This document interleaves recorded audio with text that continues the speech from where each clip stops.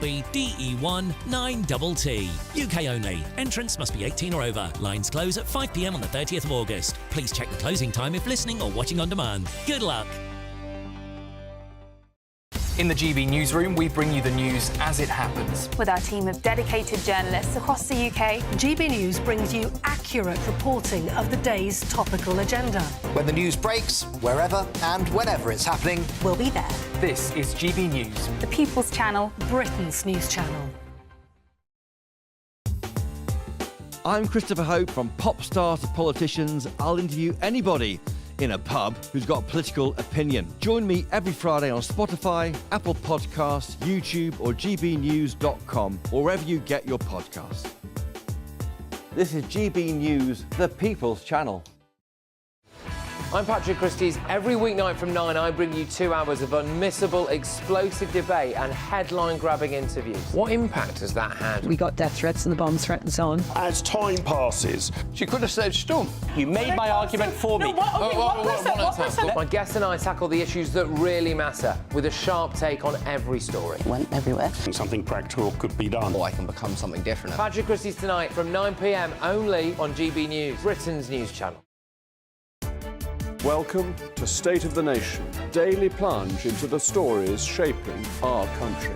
I'm Jacob Rees-Mogg, and Monday to Thursday we bring you the insights, the facts, the truth about how our country is being governed. Because what happens in Downing Street matters down your street. Tune in to State of the Nation every Monday to Thursday, 8 to 9 o'clock. Only on GB News, the People's Channel, Britain's news channel. If you want your news to be straight talking... This is a nightmare for the Conservatives again. Down to earth. It's not just Nottingham where this is happening, is it? And most importantly, honest. Hard-working, middle-class taxpayers, they'll get the book thrown at them. Then catch me, Martin Daubney, Monday to Friday, 3 till 6 p.m. on GB News, Britain's news channel.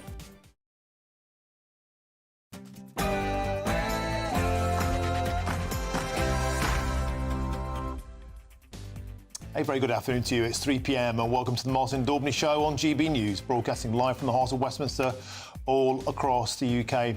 Today, at least 8 people, including a number of children, have been taken to hospital after they were stabbed in Southport. A local business owner says the incident was like a scene in a horror movie.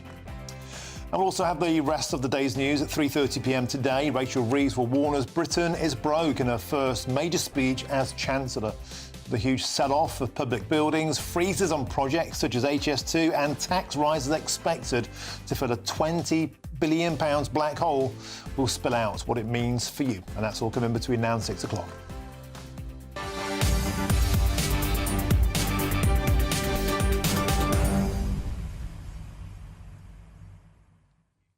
Thanks for your company. We'll have full coverage of the horrific incident in Southport and we'll be live in the town a little later on in the show. But now it's time for your news headlines with Sam Francis.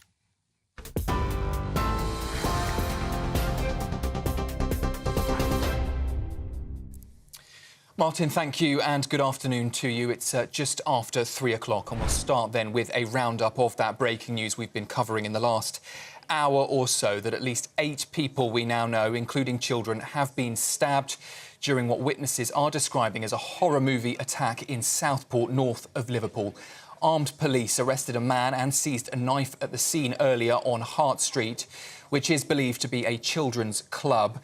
Victims have now been taken to various hospitals, with Alderhay Hospital declaring a major incident and urging parents to avoid its emergency department unless absolutely necessary. Prime Minister Sir Keir Starmer says the multiple stabbings are horrendous and deeply shocking, and he's thanked emergency services for their response. Well, earlier Home Secretary Yvette Cooper expressed her deep concern. All of our thoughts will be with the family and loved ones of those who are affected. I have been in contact with the Merseyside Police and Crime Commissioner and the Merseyside Mayor to convey my support to the police and our thanks to the police and emergency services for their swift and courageous response.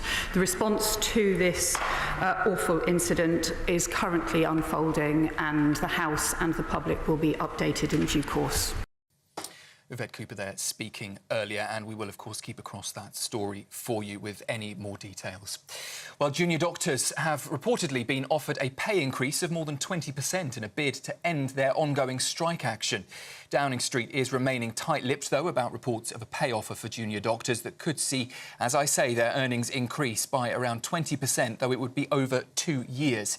The Prime Minister's spokesman reiterated the government's commitment earlier to finding a solution, but stopped short of giving any details on the ongoing negotiations. And their strikes have been severely impacting patients and waiting lists, with the government saying they are eager to end the disruption. A High Court judge has issued a warrant for the arrest of Tommy Robinson after he fled the UK. It's after he breached a court order by showing a film at a protest in central London. He was arrested but released on bail Sunday night before allegedly leaving the country. He was due to attend a hearing today for contempt of court, but his absence led the judge to continue without him.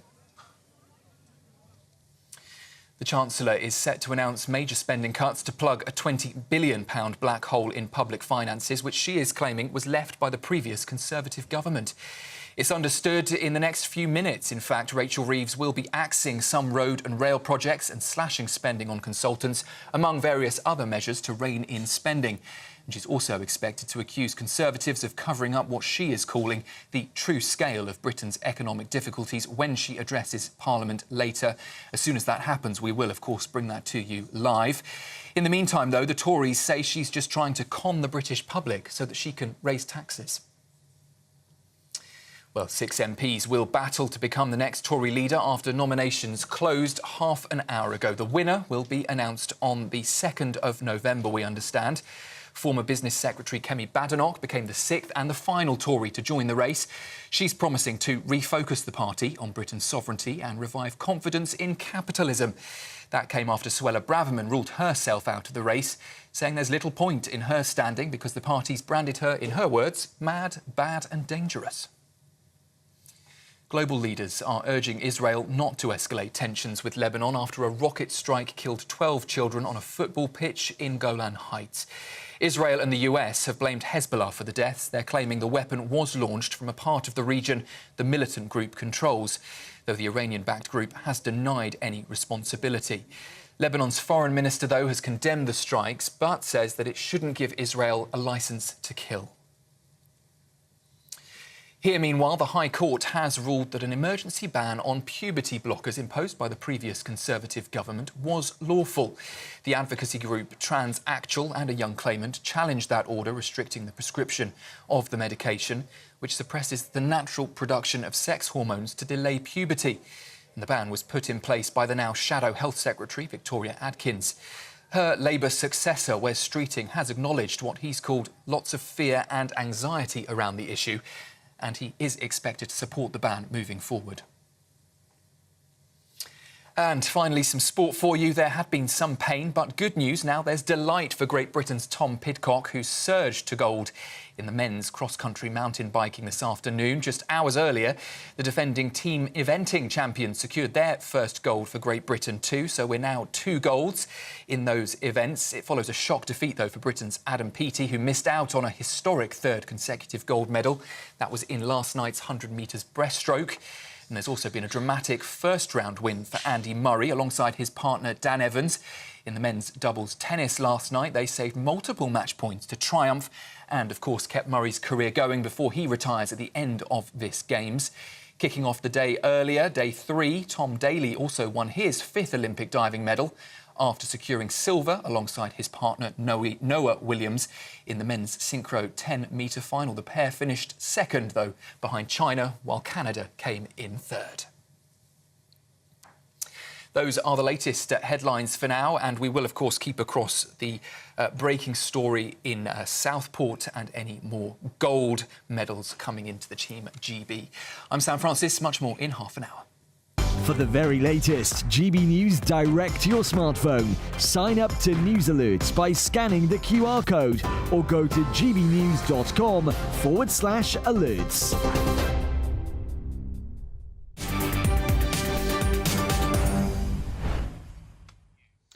Thank you, Sam. And we start with the horrific knife attack in Southport. At least 8 people, including some young children, have been stabbed. Armed police arrested a man and seized a knife after being called to the major incident at a property on Hart Street in the town at about 11:50 a.m. earlier on. We know some details so far, details that will chill every British parent, it appears.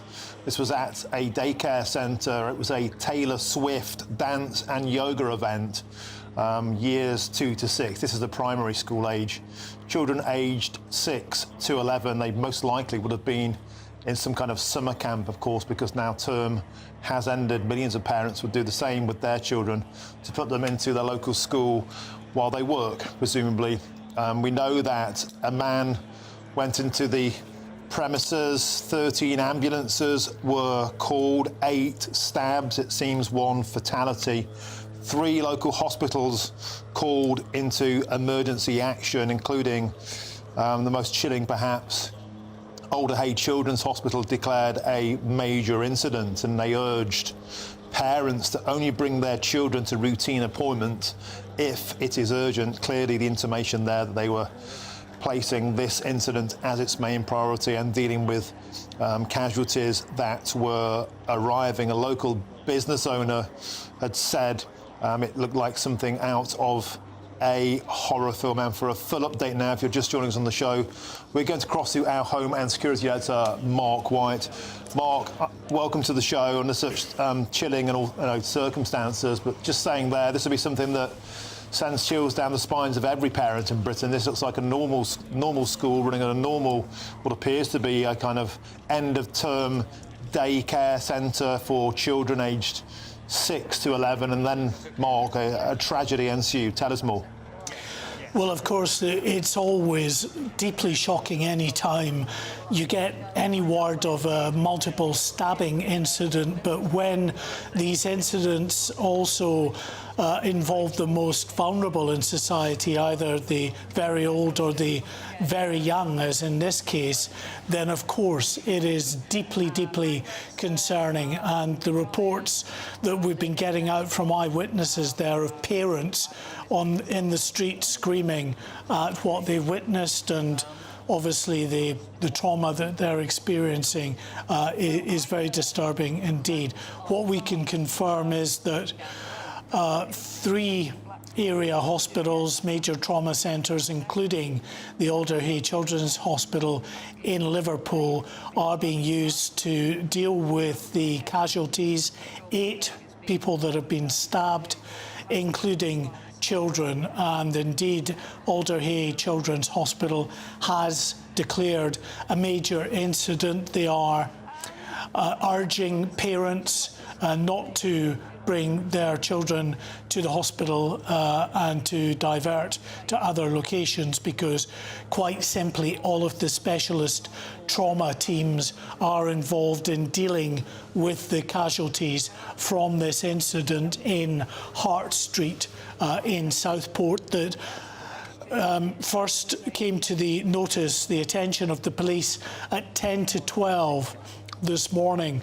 And what we understand, the information that we have received, is that at this daycare centre there was an event, a yoga class for young children, a Taylor Swift inspired yoga class at this daycare centre involving young children from year 2 to year 6, so basically 11 years and younger, who were there with, we believe, some adults as well. And that would indicate why the reports we've been getting of not just children but adults also injured in this multiple knife attack are coming through.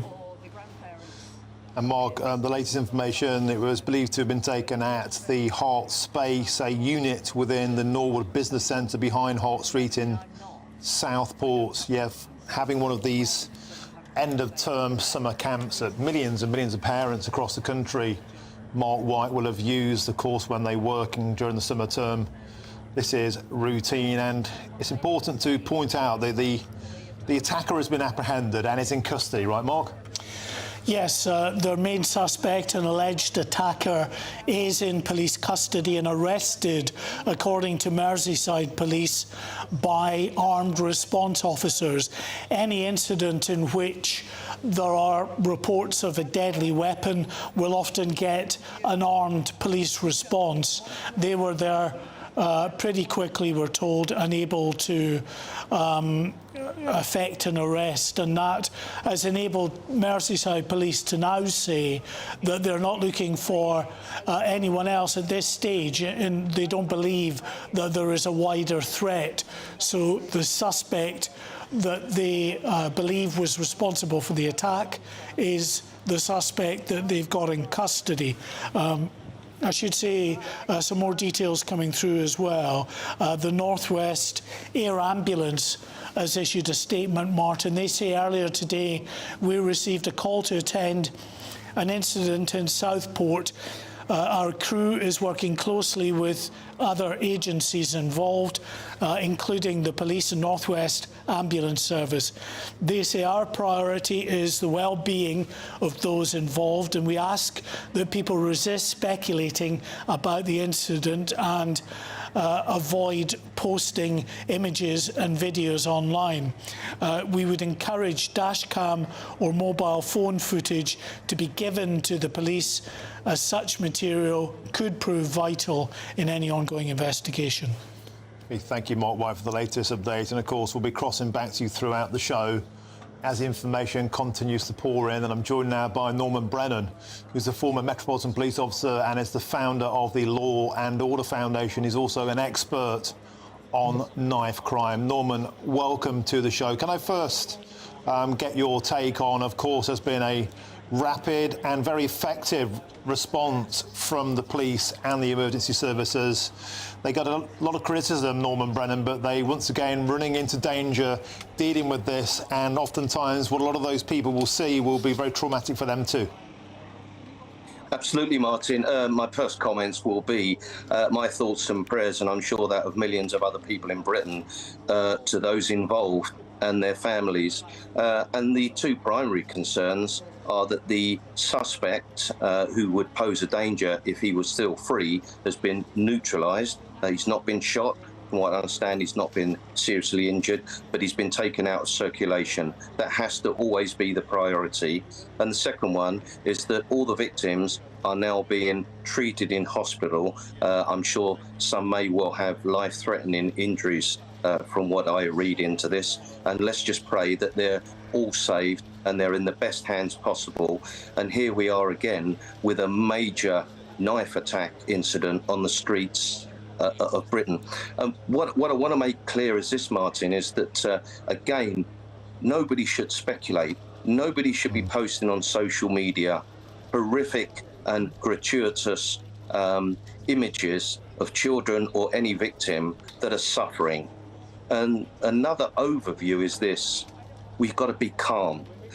We never know whether someone is a terrorist, self-radicalised, someone that has got mental health issues, or somebody that has actually just gone out with a knife and gone out and committed this absolute mayhem. They're the four types of people that normally commit knife crime. And we could never know, Martin. There are times that we can never know, if they're not on our radar, that someone is going to go and do this. We do not live in a perfect world. So let's be calm, let's be rational, and let's await the Merseyside Police to tell us the true facts of what's happened this morning. And Norman Brennan, it's also important to point out that these kind of incidents, mercifully, are incredibly rare in the United Kingdom. In fact, the last knife attack, machete attack at a school was in 1996 that I could find in Wolverhampton. That was an individual called Harat Campbell, who ended up getting life in prison. 18 children attacked at a teddy bears picnic. In that instance, Norman Brennan, he was a paranoid schizophrenic. He made out, he heard voices of the children taunting him. He was sent down for life, a different case, but just making the point, Norman Brennan, these kind of cases, it seems random attacks on children are incredibly rare in Britain, and in this instance, the individual has been safely apprehended and the police have identified there is no wider threat to the community at present. Yeah, you're absolutely right, Martin, to make that explicitly clear. It is very rare that our children are stabbed and murdered in Britain by strangers. Most often, it's done by, sadly, a parent or someone very close to the family. But just spreading out a little bit further from what you've stated, I post on homicide, gun and knife crime on a daily basis. I know the trends of crime around Britain. And transversely from what you're saying, and thankfully these stabbing attacks on children are so very rare, thank God. However, in the past 2 or 3 weeks, I've posted about 10 or 12 double and triple stabbings in Britain, not just London, around Britain. Knife crime in Britain is out of control.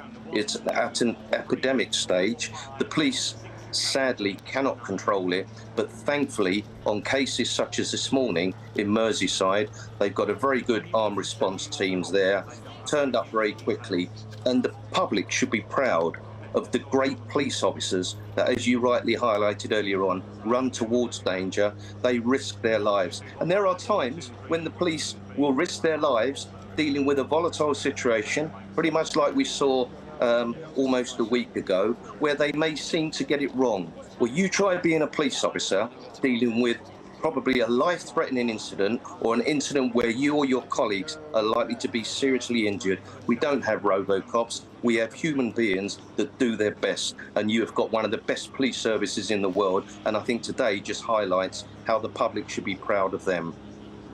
And Norman Brennan, it's also worth backing that point up by the fact historically, back in the day, the Merseyside Police Force, along with Glasgow and others, had a big problem with knife crime, and they formed violence reduction units and very effectively deployed stop and search and lowered fatalities and knife crime in their area. But you can never account, Norman Brennan, for a lone wolf, somebody who may just decide to do something like this, irrespective of where you are in Britain. And Norman Brennan, that turns on to the next point of the conversation.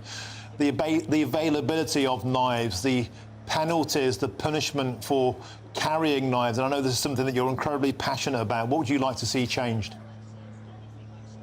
Well, what I'd like to see, Martin, is a Prime Minister, a Home Secretary and a government take it seriously. When I was a serving police officer myself, I faced 2 life-threatening assaults, one following the other. For 4 years, I underwent operations. So I know the devastation of knife crime. I went to number 10 with a number of homicide families. All had lost a child or a loved one through knife crime. And we pleaded with Tony Blair and the Labour government back then on certain issues and initiatives that they needed to address. And in 30 years, 15 of them whilst serving police officer, now as a retired police officer and a passionate campaigner on knife crime, there isn't one government, Martin, that has listened and acted and taken knife crime seriously. They always deal with the froth. Well, it's time that this government, because they're in power now and will be for at least the next 5 years, start dealing with the substance. And I've always advocated a minimum of 5 years imprisonment for carrying a knife. I know some people say, my God, 5 years is a long time. Well, when you've been stabbed to death, you're dead for a long time. You're dead forever. And we need to start taking knife crime seriously. I don't know whether today is the right time to say, would it have saved these young girls from being seriously injured and others that have been? But until this government take knife crime seriously and the criminal justice system take it seriously, all this business about banning machetes, only 24 out of all the hundreds of murders were by machetes. Banning them will not stop children and young men carrying knives that they can pick up from their kitchen drawer and going out and stabbing someone. We need to address it. We need a massive education program. We need mass stop and search. We need mentors. We need people to go into prisons. We need to give kids something more positive to do. We've got too many people in this generation that have got no hope, no values. Often no value of their life. So if they've got value of their life, they're not think twice of taking another's life.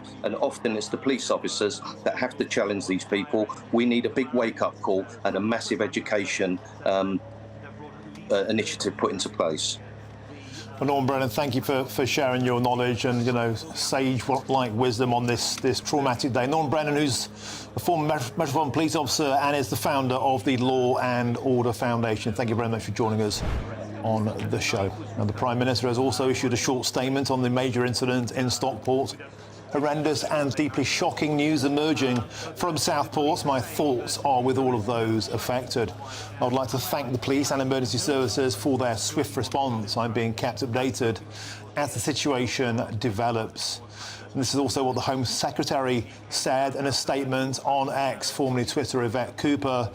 I'm deeply concerned at the very serious incident in Southport. All my thoughts are with the families and loved ones of those affected. I've spoken to the Merseyside Police and Crime Commissioner to convey full support to the police and thanks to the emergency services for responding. And of course, we'll keep you across the latest from Southport, where at least 8 people have been stabbed in a knife attack. I'm Martin Daubney on GB News, Britain's News Channel.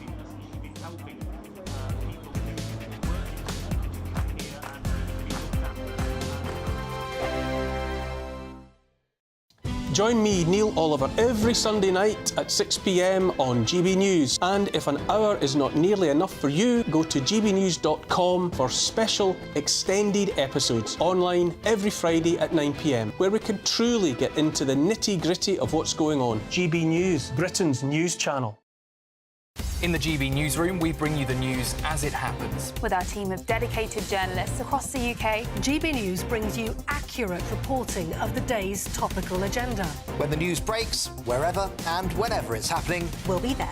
This is GB News, the People's Channel, Britain's news channel. Sunday with Michael Portillo from 11, only on GB News. You're making me think. You were here last week talking about The Merry Widow at Glyndebourne, which I went to see last night. And it was much the same thing. I mean, musically, it doesn't rate, to me, much higher than a musical. But the professionalism of the delivery, the joy of the cast, therefore the joy of the audience, the absolute charisma of Daniel Denise singing and dancing in the main role, absolutely superb. So just to recollect that. And by the way, how long does Hello, Dolly? That's on until September the 14th. And I would say there's been some bumpy, like My Fair Lady, sort of traditional musicals have sort of wobbled quite a bit recently, even The King and I a bit. This one nails everything. I cannot recommend it highly enough. I came out humming and beaming for the rest of the night. Now, the second one is The Baker's Wife, complete opposite. Small show at the Meunier Chocolate Factory. And again, we've got bootleg illegal footage of me, I think, just to give, because you need to see the setting of this place. It's completely incredible what they've done in a small space. Hopefully we've got a little bit of my illegal video again.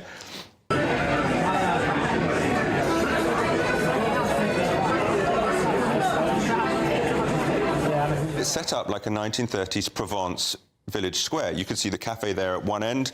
At the other end is the bread shop, the bakery. The walls are all painted like brick. There's shutters everywhere, posters. People pop out of shutters that you don't even know how they are. We're sat either side. And it's a Stephen Schwartz musical. So he's the guy behind Wicked, Pippin, things like that. But it's still kind of joyous and fun until the marquis of the village, who has 3 nieces, comes along with his manservant who sweeps her away. And then for me, I didn't like how the story turns. I don't think it works anymore in a modern day. The People's Channel. We're proud to be GB News, the People's Channel. And as you know, we always love to hear your views. Now, there's a new way of getting in touch with us at gbnews.com/yoursay. By commenting, you can be part of a live conversation and join our GB News community. You can even talk to me, Bev Turner, or any of the members of the GB News family. Welcome to State of the Nation, daily plunge into the stories shaping our country. I'm Jacob Rees-Mogg, and Monday to Thursday we bring you the insights, the facts, the truth about how our country is being governed. Because what happens in Downing Street matters down your street. Tune in to State of the Nation every Monday to Thursday, 8 to 9 o'clock. Only on GB News, the People's Channel, Britain's news channel.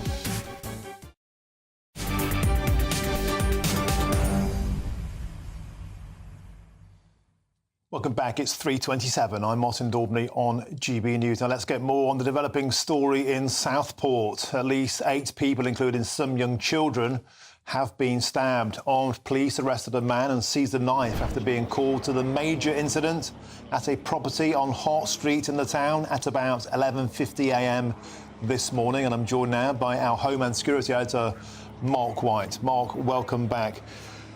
For those just joining us, bring us up to speed on what is, let's be honest, every parent's worst nightmare. Mark White.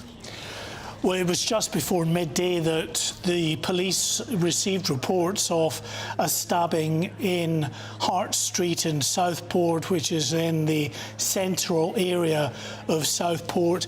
They attended and found multiple casualties. We now know some 8 people have been stabbed, including children.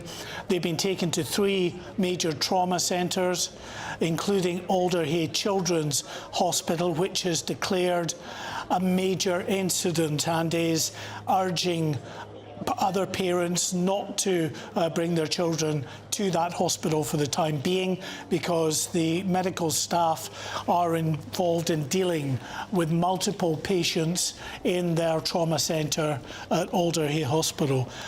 Martin, we've had eyewitnesses throughout the last couple of hours speaking to journalists at the scene. One of them speaking to the Press Association, Barry Varathan, who owns a corner shop on Hart Street. He said that he was asked by a member of staff, he was called up and told to come back to the shop. He said when he got there, he saw 7 to 10 kids outside the nursery. We're still not sure if this involved a nursery or actually a day centre, which has multiple areas within that day centre. But he said he saw that they were injured and bleeding. They were running into the road from that building.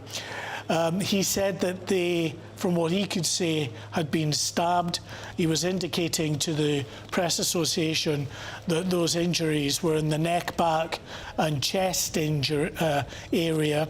He said that all of the injured children that he could see were aged about 10. And he said one of them was really seriously injured. And he's been helping the police. He said police were on the scene in terms of a couple of vehicles and ambulances initially, and then an absolute flood of vehicles attending that scene. Martin, just within the last few minutes, the Home Secretary, Yvette Cooper, has been speaking in the House of Commons and paying her thanks to that quick response of the emergency services. This is what she said. Will be very concerned at the extremely serious incident that has taken place in Southport. All of our thoughts will be with the family and loved ones of those who are affected. I have been in contact with the Merseyside Police and Crime Commissioner and the Merseyside Mayor to convey my support to the police and our thanks to the police and emergency services for their swift and courageous response. The response to this awful incident is currently unfolding, and the House and the public will be updated in due course. And what makes this so chilling is the fact that, millions of parents use these sorts of clubs. Of course, it's the end of the summer term now. This will be working parents, most likely, putting their children into a Taylor Swift dance and yoga event.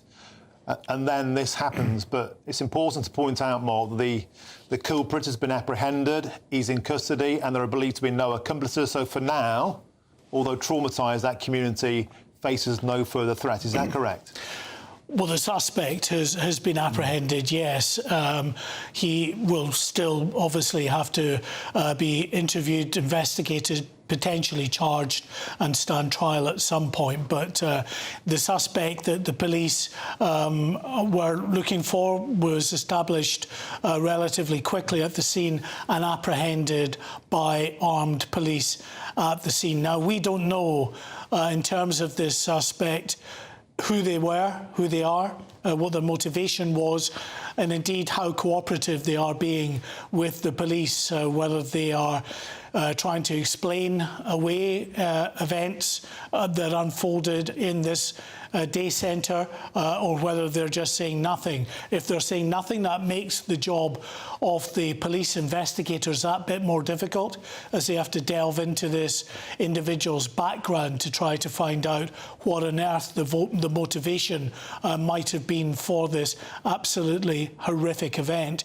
I should say that we've been getting reports all of the time coming in, and statements from those involved. 3 separate air ambulance groups have been involved. We've had one statement from the Great North Air Ambulance, Martin, which I'll just read to you. That says, Great North Air Ambulance, which is based in Cumbria in the northeast, said that it attended the stabbing along with the North West Air Ambulance. They said, we delivered advanced emergency care to 1 patient before accompanying them to hospital by road. So they were transported by road rather than in the helicopter, but clearly needed advanced medical care according to the Great North Air Ambulance.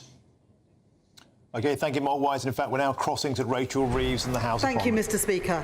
Before I begin my statement, my thoughts and prayers are with those affected by the events in Southport, and I am sure that the whole House will join me in paying tribute to our emergency services who are dealing with this ongoing situation. Mr. Speaker, on my first day as Chancellor of the Exchequer, I asked Treasury officials to assess the state of public spending. That work is now complete, and I am today presenting it to this House. In this statement, I will do 3 things. First, I will expose the scale and the seriousness of what has been uncovered. Second, I will lay out the immediate action that we are taking to deal with the inheritance. And third, I will set out our longer-term plans to fix the foundations of our economy. Let me take each of these in turn. First, the inheritance. Before the election, I said that we would face the worst inheritance since the Second World War. Taxes at a 70-year high, debt through the roof, an economy only just coming out of recession. Mr. Speaker, I knew all of these things. I was honest about them during the campaign. And the difficult choices that it meant. And the British people knew them too. That is why they voted for change. But upon my arrival at the Treasury 3 weeks ago, it became clear that there were things that I did not know. Things that the party opposite... Order. This is an important statement for your constituents. Sorry? It's important to my constituents to hear as well. If I'm struggling to hear it, they're struggling at home as well. So please, you'll all get your chance to question. I think it's more important to hear and then comment.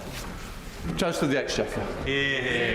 Things that the party opposite covered up. Covered up from the opposition, covered up from this House, covered up from the country.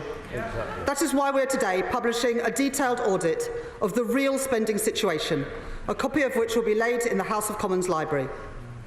I want to take this opportunity to thank my right honourable friend, the Chief Secretary to the Treasury, for his leadership, and to Treasury officials for all their work in producing this document.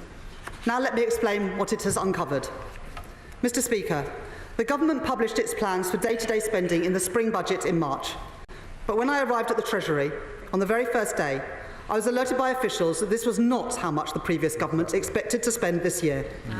It wasn't even close. In fact, the total pressures on these budgets across a range of areas was an additional £35 billion. Once you account for the slippage in budgets you usually see over a year and the reserve of £9 billion designed to respond to genuinely unexpected events, it means, Mr. Speaker, that we have inherited a projected overspend of £22 billion. A £22 billion hole in the public finances now. Not in the future, but now. £22 billion of spending this year that was covered up by the party opposite. If left unaddressed, it would mean a 25% increase in the budget deficit this year. So I will today set out the necessary and urgent work that I have already done to reduce that pressure on the public finances by £5.5 billion this year and over £8 billion next year. Let me be clear. I'm not talking about costs for future years that they signed up to but did not include, like the compensation for infected blood, which has cross-party support. I'm not talking about the state of public services in the future, like the crisis in our prisons, which they have left for us to fix.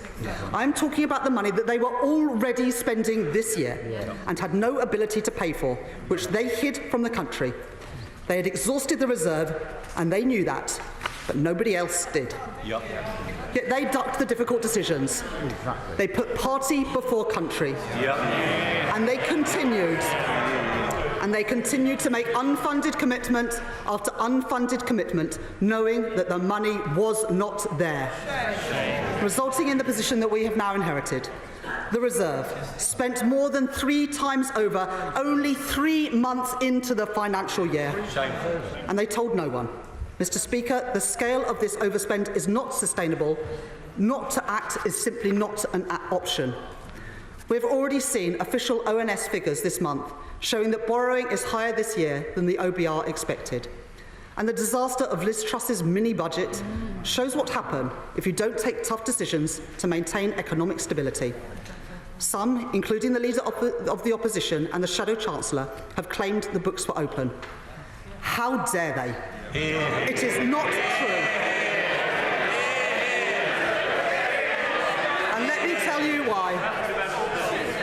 There are very clear instances of specific budgets that were overspent and unfunded promises that were made, but that crucially the OBR was not aware of for their March forecast. I will now take each of these in turn. First, the asylum system. The forecast for the number of asylum seekers has risen dramatically since the last spending review, and costs for asylum support have risen 7-fold in the past 3 years. But instead of reflecting these costs in the Home Office budget for this year, the previous government covered up the true extent of this crisis and its spending implications. The document I am publishing today reveals a projected overspend on the asylum system, including their failed Rwanda plan, for this year alone, of more than £6.4 billion. That was unfunded and it was undisclosed. Next, in the wake of the pandemic, demand for rail services fell. But instead of developing a proper plan to adjust for this new reality, the government handed out cash to rail companies to make up for passenger shortfalls, but failed to budget for this adequately. Because of that, and because of industrial action, there is now an overspend of £1.6 billion in the transport budget. That was unfunded, and it was undisclosed. Mr. Speaker, since 2022, the government, with the support of this whole House, has rightly provided military assistance to Ukraine in response to the Russian invasion. The spending audit has found that there was not enough money set aside for the reserve to fund all these costs. We will continue to honour these commitments in full. And unlike the previous government, we will make sure that they are always fully funded. On top of these new pressures, since 2021, inflation was above the Bank of England's target for 33 months in a row, hitting 11% at its peak. But the previous government had not held a spending review since 2021. That means they never fully reflected the impact of inflation in departmental budgets. This has had a direct impact on budgets for public sector pay. When the last spending review was conducted, it was assumed that pay awards would be 2% this year. Ordinarily, the government is expected to give evidence to the pay review bodies on affordability. But extraordinarily, this year, the previous government provided no guidance on what could or could not be afforded to the pay review bodies. This is almost unheard of, but that is exactly what they did. Worse still, the former Education Secretary had the pay review body recommendation sitting on her desk. But instead of responding and dealing with the consequences, they shirked the decisions that needed to be taken. I will not repeat their mistakes. Where the previous government provided no transparency to the public and no certainty for public services, we will be open about the decisions which are needed and the steps that we are taking. That begins with accepting in full the recommendations of the independent pay review bodies, and the details of these awards are being published today.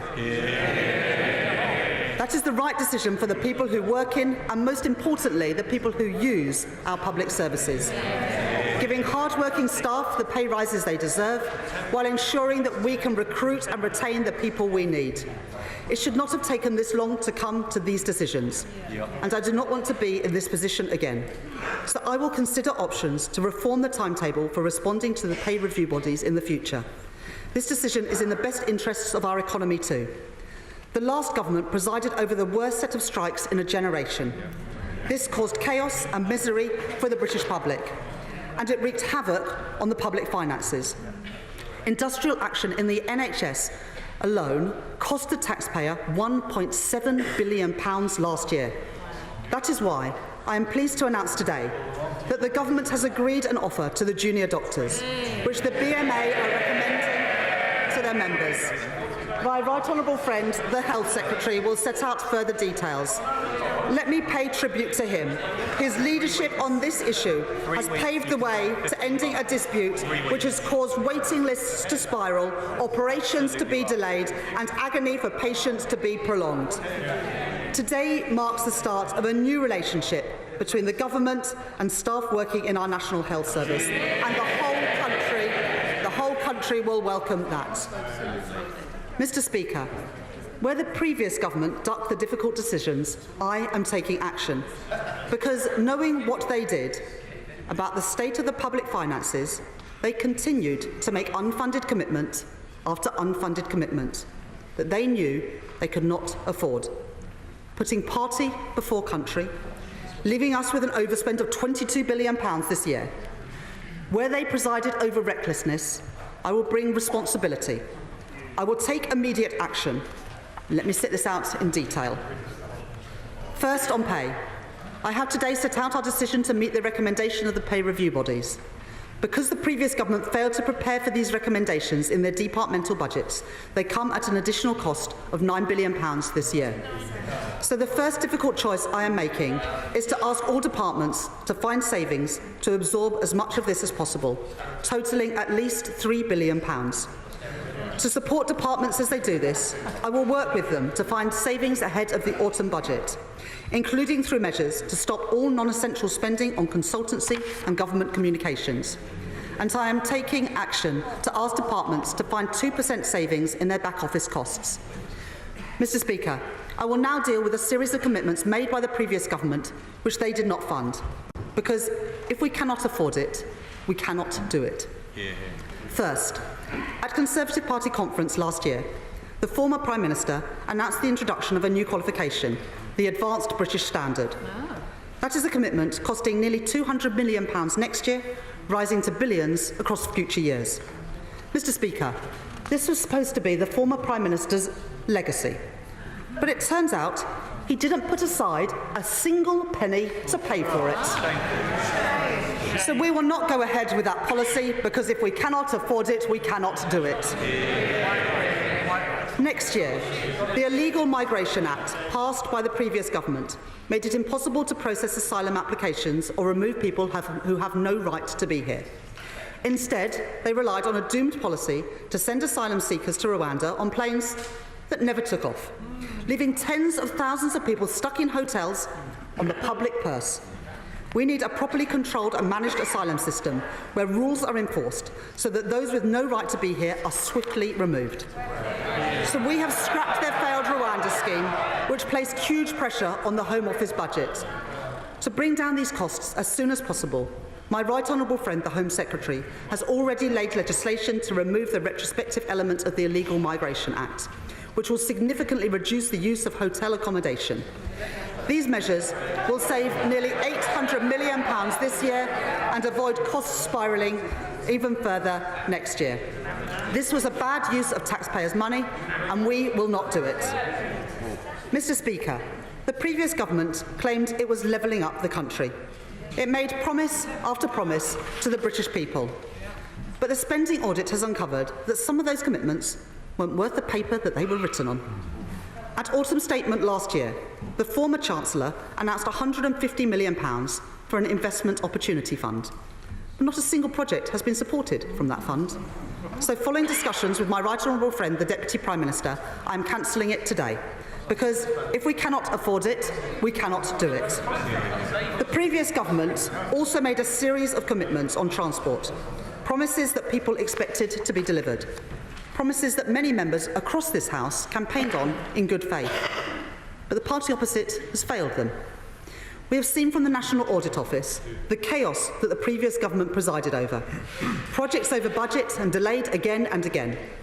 The spending audit has revealed £1 billion of unfunded transport projects that have been committed to next year. So my right honourable friend, the Transport Secretary, will undertake a thorough review of these commitments. As part of that work, she has agreed not to move forwards with projects that the previous government refused to publicly cancel, despite knowing full well that they were unaffordable. That includes proposed work on the A303 and the A27. And my right honourable friend will also cancel the Restoring Our Railway programme, saving £85 million next year, with individual projects to be assessed through her review. If we cannot afford it, we cannot do it. Mr. Speaker, the previous government had plans. The previous government had plans for a retail sale of NatWest shares. We intend to fully exit our shareholding in NatWest by 2025-26. But having considered advice, I have concluded that a retail share sale offer would involve significant discounts that could cost taxpayers hundreds of millions of pounds. It would therefore not represent value for money, and it will not go ahead. It is a bad use of taxpayers' money, and we will not do it. Next, let me address the unfunded pressures in our NHS and our social care sector. In October 2020, the government announced that 40 new hospitals would be built by 2030. Since then, only one new project has opened to patients, and only 6 have started their main construction activity. The National Audit Office were clear that delivery was wildly off track. But since coming into office, it has become clear that the previous government continued to maintain its commitment to 40 hospitals without anywhere close to the funding required to deliver them. That gave our constituents false hope. We need to be straight with the British people about what is deliverable and what is affordable. So we will conduct a complete review of the new hospital programme with a thorough, realistic and costed timetable for delivery.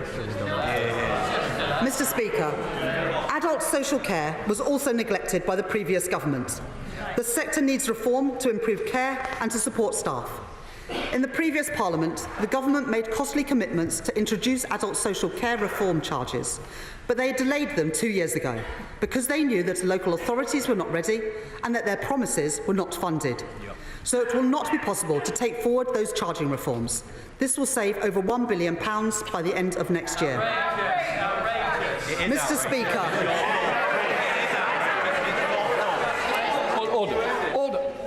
I want this side to be quiet as well. I want to hear the Chancellor of the Exchequer. I can understand why people and members are angry. I am angry too. The previous government let people down. Mr. Speaker, the previous government made commitment after commitment without knowing where the money was going to come from. They did this repeatedly, knowingly and deliberately. Today I am calling out the Conservatives' cover-up, and I am taking the first steps to clean up what they have left behind. But the scale of the inheritance we have been left means the decisions we have so far announced will not be enough. This level of overspend is not sustainable. Left unchecked, it is a risk to economic stability. And unlike the party opposite, I will never take risks with our country's economic stability. So it therefore falls to us to take the difficult decisions now to make further in-year savings.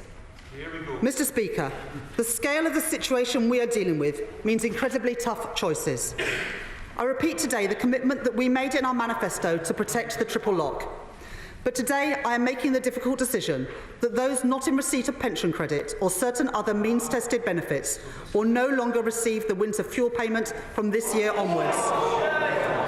The government will continue to provide winter fuel payments worth £200 to households receiving pension credit, or £300 to households in receipt of pension credit with someone over the age of 80.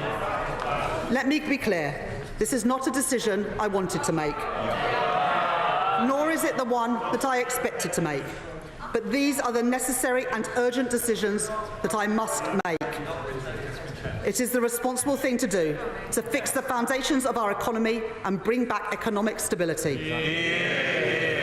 Alongside this change, I will work with my right honourable friend, the Work and Pensions Secretary, to maximise the take-up of pension credit by bringing forward the administration of housing benefit and pension credit, repeatedly pushed back by the previous government, and by working with older people's charities and local authorities to raise awareness of pension credit and help identify households not claiming it. Mr. Speaker, this is the beginning of a process, not the end. I am announcing today that I will hold a budget on October the 30th, alongside a full economic and fiscal forecast from the Office for Budget Responsibility. I have to tell the House that the budget will involve taking difficult decisions to meet our fiscal rules across spending, welfare and tax. Mr. Speaker, they still don't get it today. No. Parties in Downing Street crushing the economy, gambling on the election, party before country every single time. Mr. Speaker, it will be a budget to fix the foundations of our economy, and it will be a budget built on the principles that this new government was elected on. First, we will treat taxpayers' money with respect by ensuring that every pound is well spent. And we will interrogate every line of public spending to ensure it represents value for money. Second, I can repeat from the dispatch box our manifesto commitment that we will not increase taxes on working people. That means we will not increase national insurance, the basic, higher or additional rates of income tax or VAT. And today, my honourable friend, the Exchequer Secretary, is publishing further detail on our manifesto commitments to close tax loopholes and clamp down on tax avoidance, to ensure we bring in that money as quickly as possible. My third principle is that we will meet our fiscal rules. We will move the current budget into balance, and we will get debt falling as a share of our economy by the end of the forecast. These are the principles that will guide me at the budget. But let me be honest, challenging trade-offs will still remain. So today I am launching a multi-year spending review.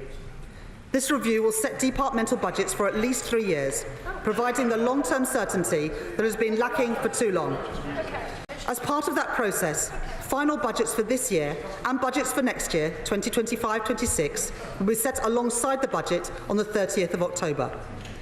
I will look closely at our welfare system, because if you can work, you should work. That is a principle of this government. Yet under the previous government, welfare spending ballooned, while inactivity has risen sharply in recent years. So we will ensure that the welfare system is focused on supporting people into employment. And we will assess the unacceptable levels of fraud and error in our welfare system and take forward action to bring that down. Mr. Speaker, to fix the foundations of our economy, we must ensure that never again can a government keep from the public the true state of our public finances. The fiscal framework which I have inherited had several flaws. It allowed the government to run down the clock on departmental budgets, to avoid difficult decisions and push them back beyond the election. So I am announcing the most significant set of changes to our framework since the inception of the Office for Budget Responsibility. These changes will come into effect in the autumn. First, we have introduced legislation to ensure we can never again see a repeat of the mini-budget. Second, we will require the Treasury to share with the Office for Budget Responsibility its assessment of immediate public spending pressures and enshrine that rule in the Charter for Budget Responsibility, so that no government can ever again cover up the true state of our public finances. And finally, we will ensure that never again do public service budgets get set at only a few months' notice. Instead, spending reviews will take place every 2 years with a minimum planning horizon of 3 years to avoid uncertainty for departments and to bring stability to our public finances. I have already spoken to the Chair of the Office for Budget Responsibility to brief him on the findings of our audit and our reforms. Mr. Speaker, by launching the spending review, I am also today starting the firing gun on a new approach to public service reform to drive greater productivity in the public sector. We will embed an approach to government that is mission-led, that is reform-driven, with the greatest focus on prevention and integration of services at both a national and local level, and that is enabled by new technology, including through the work of my right honourable friend, the Secretary of State for Science, Innovation and Technology, on the opportunities of AI to improve our public services. We will establish a new Office of Value for Money, with an immediate focus on identifying areas where we can reduce, stop or improve the value of spending. And we will appoint a COVID Corruption Commissioner to bring back money that is owed to taxpayers after contracts worth billions of pounds were handed out to the previous government during the pandemic. Ahead of the spending review, I will also review the cost of our political system, including restricting eligibility for ministerial severance payments based on time in office. I expect all levels of government to be run effectively and efficiently, and I will work with leaders across our country to deliver just that. That means effective local government, a civil service delivering good value for the British taxpayer, and reform of our political institutions, including the House of Lords, to keep costs as low as possible. Mr. Speaker, the Budget and Spending Review will also set out further progress on our #1 mission, to grow our economy, because economic growth is the only way to sustainably improve our public services and sustainably improve our public finances. So we will use the spending review to prioritise specific areas of capital investment that leverage in billions more in private investment. It won't happen overnight, it will take time and it will take focus, but we have already made significant progress.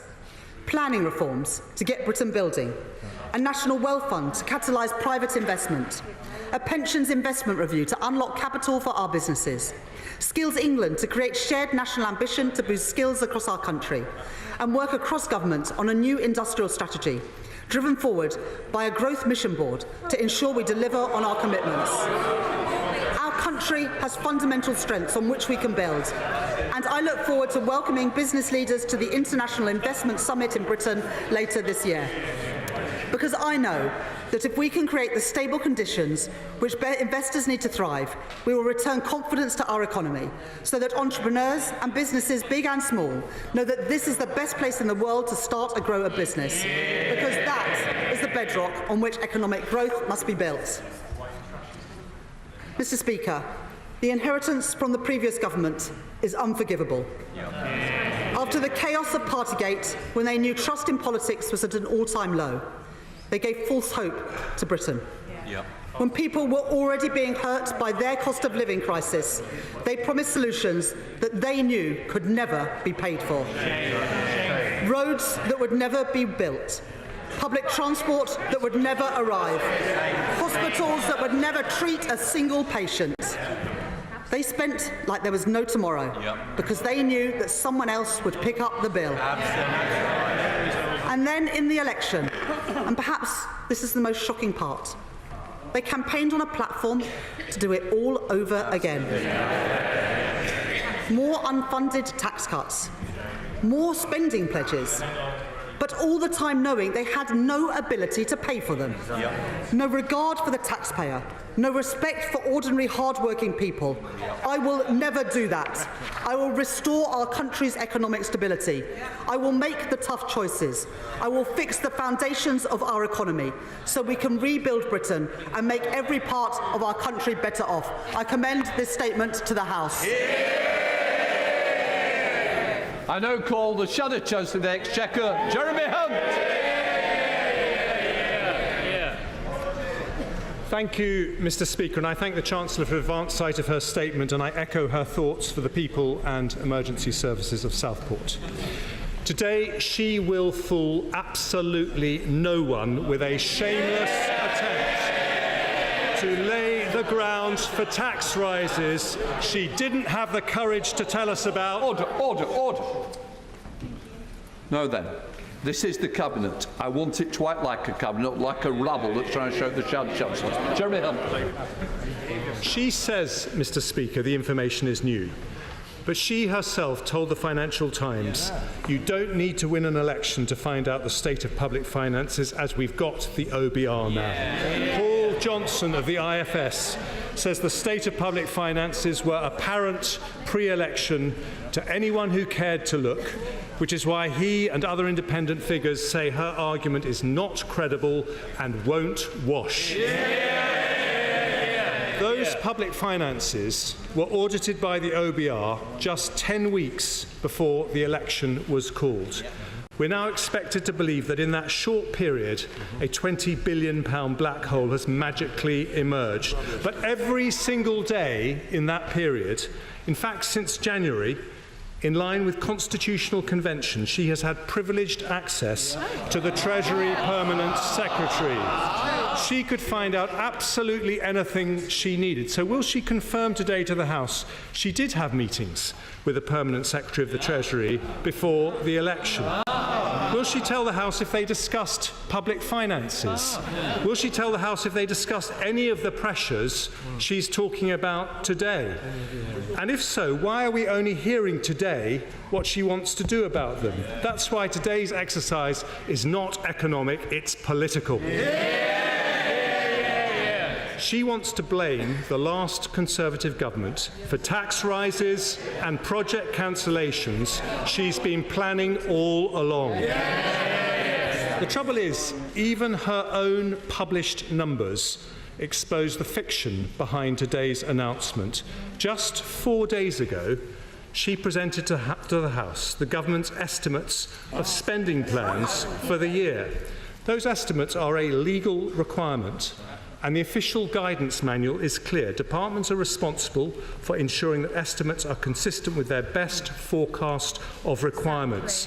They're signed off by the most senior civil servants, the accounting officers in every department. Yet 4 days on, the Chancellor is saying those estimates are wrong. So who's right, politically neutral civil servants or a political Chancellor? If she's right, will she ask the Cabinet Secretary to investigate those civil servants? And will she apologise to the House for laying misleading estimates? Of course not, because she knows those civil servants are right, and today's black hole is spurious. Just like when she says she inherited the worst set of economic circumstances since the Second World War. When BBC Verify asked a professor at the London School of Economics about that claim, he responded, "I struggle to find a metric that would make that statement correct." Because, Mr. Speaker, the metrics speak for themselves. Inflation is 2% today, nearly half what it was in 2010 when we had to clear up the mess inherited from a Labour government. Unemployment is nearly half what it was then, with more new jobs than nearly anywhere else in Europe. And so far this year, we're the fastest growing G7 economy. And over the next 6 years, the IMF say we will grow faster than France, Italy, Germany or Japan. Indeed, just 2 days before the election was called, the managing director of the IMF praised the previous government's handling of the economy and said it was in a good place. This week, the Institute for Fiscal Studies said it was not a bad situation to take charge of and certainly not comparable to the 1940s or 1970s. Mr. Speaker, if you're in charge of the economy, it's time to stop trash talking it. What's the point of going to New York or Brazil to bang the drum for more investment if you come home with a cock and bull story about how bad everything is? She should stop playing politics with Britain's reputation and get on with running the economy.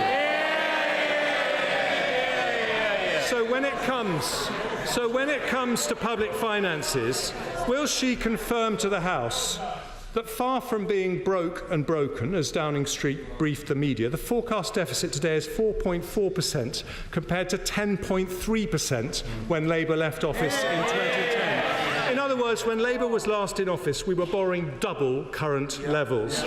And will she confirm another difference between today and 2010?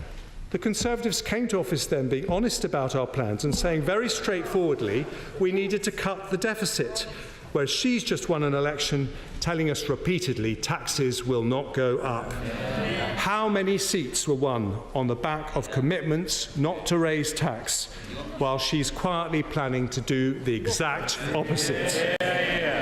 So turning to the details she's announced today, will she confirm that around half today's fictitious black hole comes from discretionary public sector pay awards.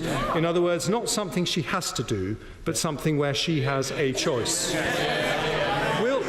Will she confirm to the House that apart from the teachers' recommendation, none of the other pay review body recommendations were seen by the last government as they arrived after the election was called? Now, today, she has chosen to accept those recommendations. But before doing so, was she advised by officials to ask unions for productivity enhancements before accepting above-inflation pay awards to help pay for those awards, as the last government did? And if she was advised to do that, why did she reject that advice and simply tell the unions, here's your money, thanks for your support? Will she confirm? I know they don't like the truth, but here it is. Will she confirm that one of the reasons for her funding gap is that she's chosen to backdate a 22% pay award to junior doctors to cover the time when they were striking? Mr. Speaker, we are just 3 months into the financial year, so why did she not mention today that at the start of the year, the Treasury had a reserve of £14 billion for unexpected revenue costs and £4 billion for unexpected capital costs? Additionally, why has she not accounted for the Treasury's ability to manage down in-year pressures on the reserve, last year alone by £9 billion? Why has she apparently not accounted for underspends, typically £12 billion a year? Has she totally abandoned the £12 billion of welfare savings planned by the last government? And if so, will she confirm that to the House? Has she also abandoned £20 billion of annual productivity savings planned by the last government? And if not, why aren't they in her numbers? And finally, for someone who claims continuously the mantle of fiscal rectitude, will she confirm that in order to pay for her public spending plans, she will not change her fiscal rules to target a different debt measure so she can increase borrowing and debt by the back door? Every Chancellor faces pressures on public finances.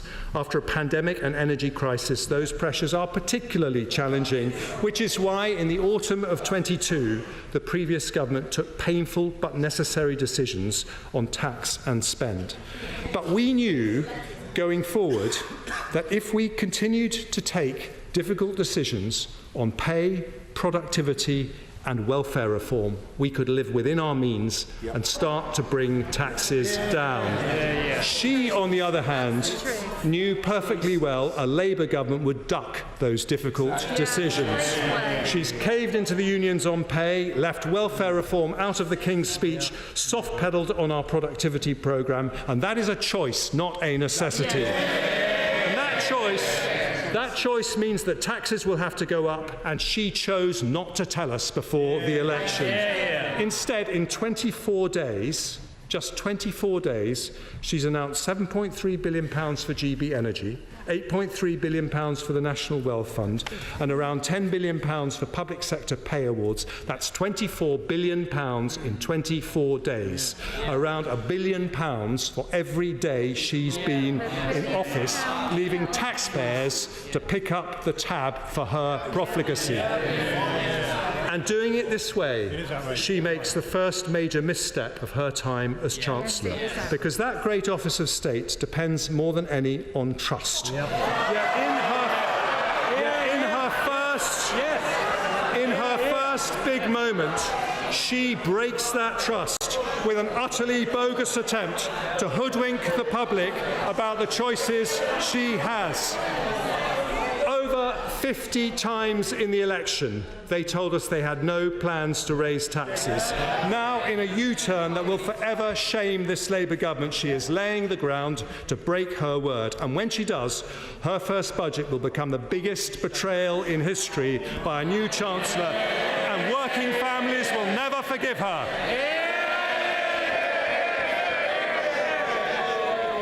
The Shadow Chancellor had an opportunity this afternoon to admit what he had done, the legacy that he had left. But instead, he takes no responsibility. The word the country was looking for today was sorry. The Shadow Shadow-Chancellor could not find those words. No wonder the party opposite so definitively lost the trust of the British people at the election 3.5 weeks ago. And we say never again. Never again should a party who plays fast and loose with the public finance should be in charge of the public finance. Order. Can I just say to the whips, you hold responsible jobs and I expect you to keep them that way. Just because you might not be the end of the bench doesn't mean you're going to chunter all the way through and pass comment. I don't need it and I won't put up with it. Chancellor. So first of all, specifically on the black hole, we couldn't have known these numbers because the party opposite didn't tell the OBR these numbers. That is why we are in the position we are in today, and that is the biggest scandal of them all. The Shadow-Chancellor asks about the estimates.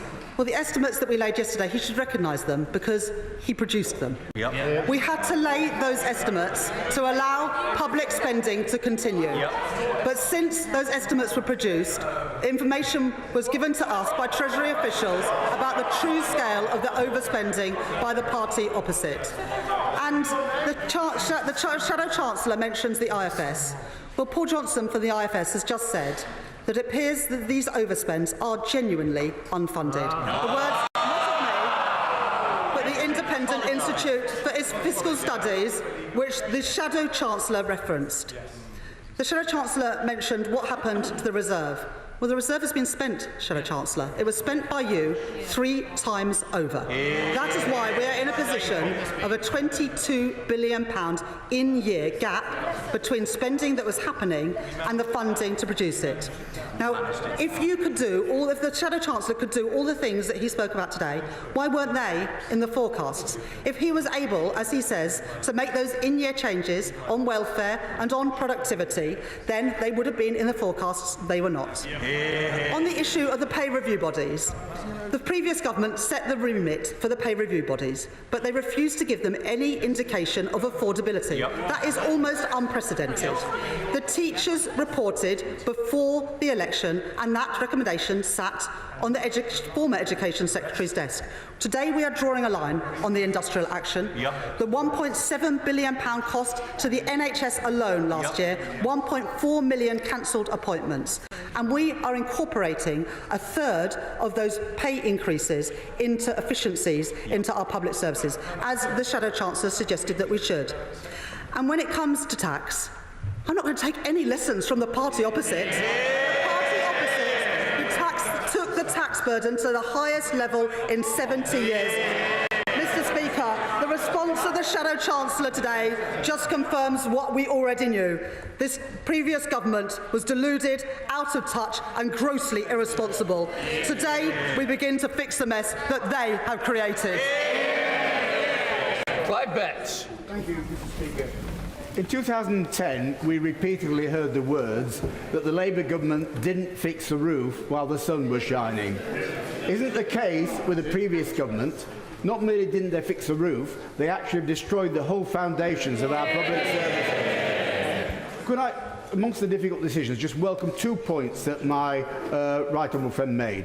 One is the encouragement to work with local councils to increase the take-up of pension credits. That's something the Select Committee called for repeatedly in the last Parliament, and it wasn't taken up. That's really important. Secondly, in terms of multi-year settlements, could the Chancellor confirm it will be her intention as well to provide multi-year settlements ultimately for local councils? It's something they've been calling for repeatedly. It will be a welcome step to help them with a very difficult financial situation they're facing.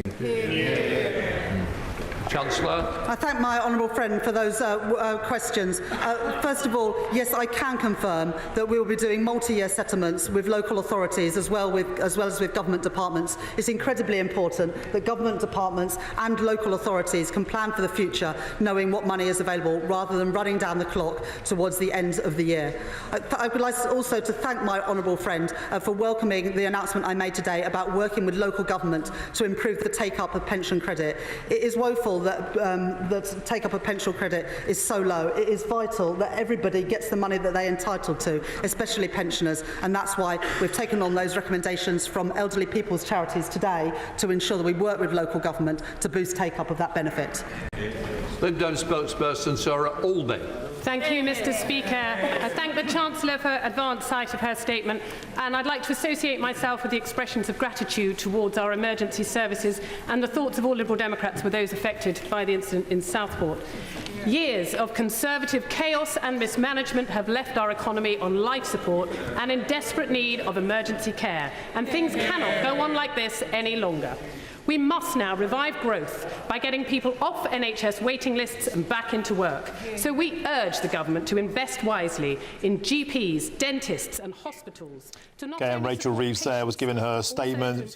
Jeremy Hunt, the Shadow Chancellor, responded, and we'll have much more reaction to what Rachel Reeves said and more from the major incident in Southport soon. But first, some breaking news for you now through to us on former BBC Hugh Edwards. And joining us now is our correspondent Cameron Walker with more on this story. Cameron Walker, what do we know?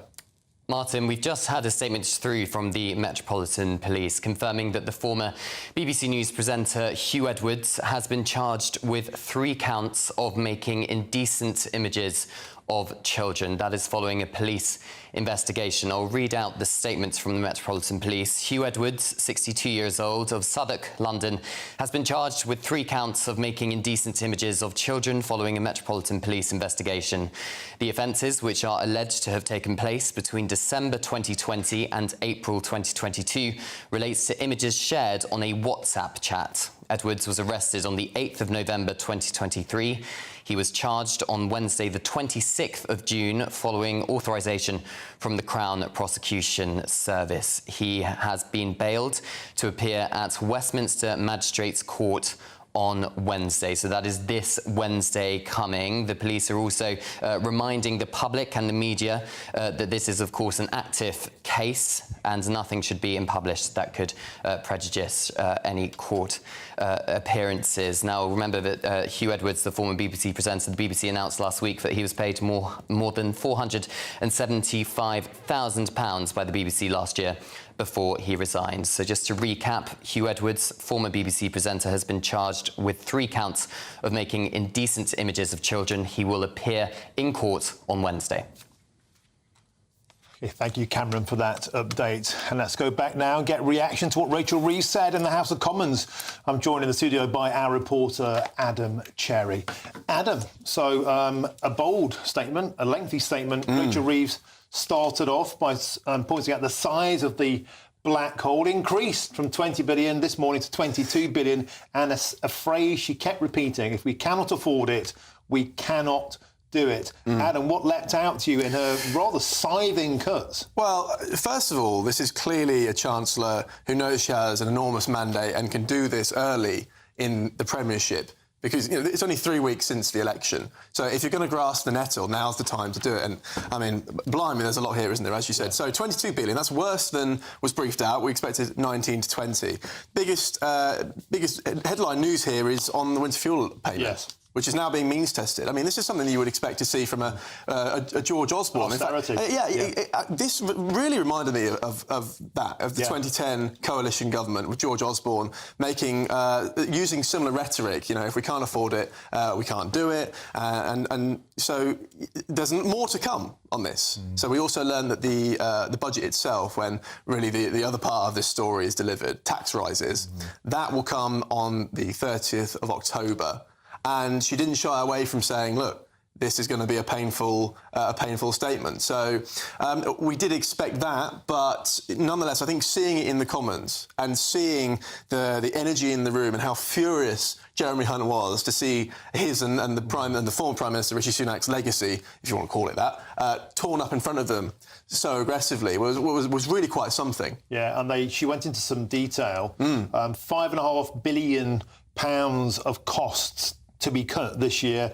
Asylum support, she said there's been a 7-fold increase in that in the last 3 years. The projected overspend, 6.4 billion, but no detail of how that could be cut, because you can't cut this cost unless you start deporting people. Rail services, £1.6 billion overspend. She then went on to say £1.7 billion is what they've been haggling on the independent pay body review. But she then went on to say that she would accept the recommendations of those pay reviews. And Jeremy Hunt was quick to hit back. It's like, well, you're talking about a financial black hole, but how much of that is the money you've just given to the public sector, is projected to be £9 billion? I thought it was really interesting, Jeremy Hunt's response you bring up there. So the line I think you'll hear from the opposition repeatedly is £24 billion spent since the election, which is roughly £1 billion a day up to this point. That's on things like GB Energy, roughly £8 billion, the public sector pay rises and other things as well. So, you know, already they're opening up the wallet and using the credit card quite readily. And again, where does that money come from? We're going to find out in a few months' time. It was absolutely astonishing, the energy in that room. And funnily enough, she also mentioned what Paul Johnson had to say. Now, Paul Johnson is the director of the IFS, the Institute of Fiscal Studies, who before the statement said, you know, if Rachel Reeves is going to try and justify some of these measures by saying we didn't know how bad the books were, that's not quite credible. She knew that was going to be mentioned, and she had a counter-attack ready and saying he has just tweeted in the last few moments during that speech regarding the overspend on the asylum seeker. Oh, just dropped my pen. On the asylum seeker process, saying 6.4 billion. That does seem to be not covered in the current figures. And she referenced that to Jeremy Hunt's face. So at least she was ready for some of these attacks and had some counters to them. I thought it was quite a nimble response, actually. Jeremy Hunt called it a fictional black hole. She then said you had the chance to say sorry and you chose to ignore that. But I think you're right. The standout thing is this winter fuel payment. It very much felt like an austerity measure, a George Osborne measure. We had Maggie Thatcher, milk snatcher, back in the day. We had the dementia tax of the Theresa May regime. All these things stuck out. £2.5 billion a year is what the winter fuel payment costs. Now it's going to be means tested. Now, is there some common sense in that? Wealthier pensioners don't get it. Is that a good idea? Or will this be along that lines of you're basically allowing old people to freeze to death? Will that be an attack line, do you think? It's an interesting one. I think with the public, it will probably be a more palatable option than with a lot of the Labour MPs. I'd be really interested to hear, and I'll try and speak to them after this, the reaction from the Labour backbenchers. Because in the last week we've had Labour whips forcing the backbenchers to vote for a 2-child benefit cap and now for a means-tested winter fuel allowance. This is not, in the traditional terms, Labour principles. So, as I say, that's only something they can do because they have such an enormous majority and they're so early in their premiership. But the pain will come further down the track. And painful pensioners. Adam Cherry, huge amount of detail to unpack. No doubt we'll do that over the coming hours. Thank you very much for joining me in the studio. Now to the horrific knife attack in Southport. At least 8 people, including some young children, have been stabbed on police, arrested a man and seized a knife after being called to the major incident at a property on Hart Street in the town at about 11:50 a.m. earlier today. I'm joined now by our Homeland Security editor, Mark White. Mark, do we have any more details since we last spoke? Well, we've been getting more reports from people at the scene, eyewitnesses, local residents who were caught up in this incident, who witnessed the aftermath of this event as well, who've been talking about a number of young girls who were targeted and stabbed in this attack that took place just before midday in Hart Street in Southport. Now, this event, according to the police, involved one man, this attacker, alleged attacker, who was, according to reports, seen leaving a taxi with a face mask and refusing to pay the taxi driver, is what some eyewitnesses at the scene have said. They said that shortly after, at that day centre, which has a number of events, including one event which was a Taylor Swift sort of end-of-term event, a yoga and dance class for young pupils aged between year 2 and year 6, so I think all of them under 12 or 11 years old. A number of the girls, according to eyewitnesses, had run from that particular day centre, some of them covered in blood. One of the local businessmen, a shopkeeper, has spoke of seeing a number of young girls with stab wounds to their torso and their neck. One girl in particular he described as being very seriously injured. And we've been hearing as well from the Great North Air Ambulance, one of 3 air ambulances called to the scene. They said that they offered advanced medical care to one patient before transporting them via land ambulance to a major trauma centre. And as I say, both the North West and the Midlands air ambulances also attended the scene of this mass stabbing. The suspect, as you say, Martin, is in custody at this time.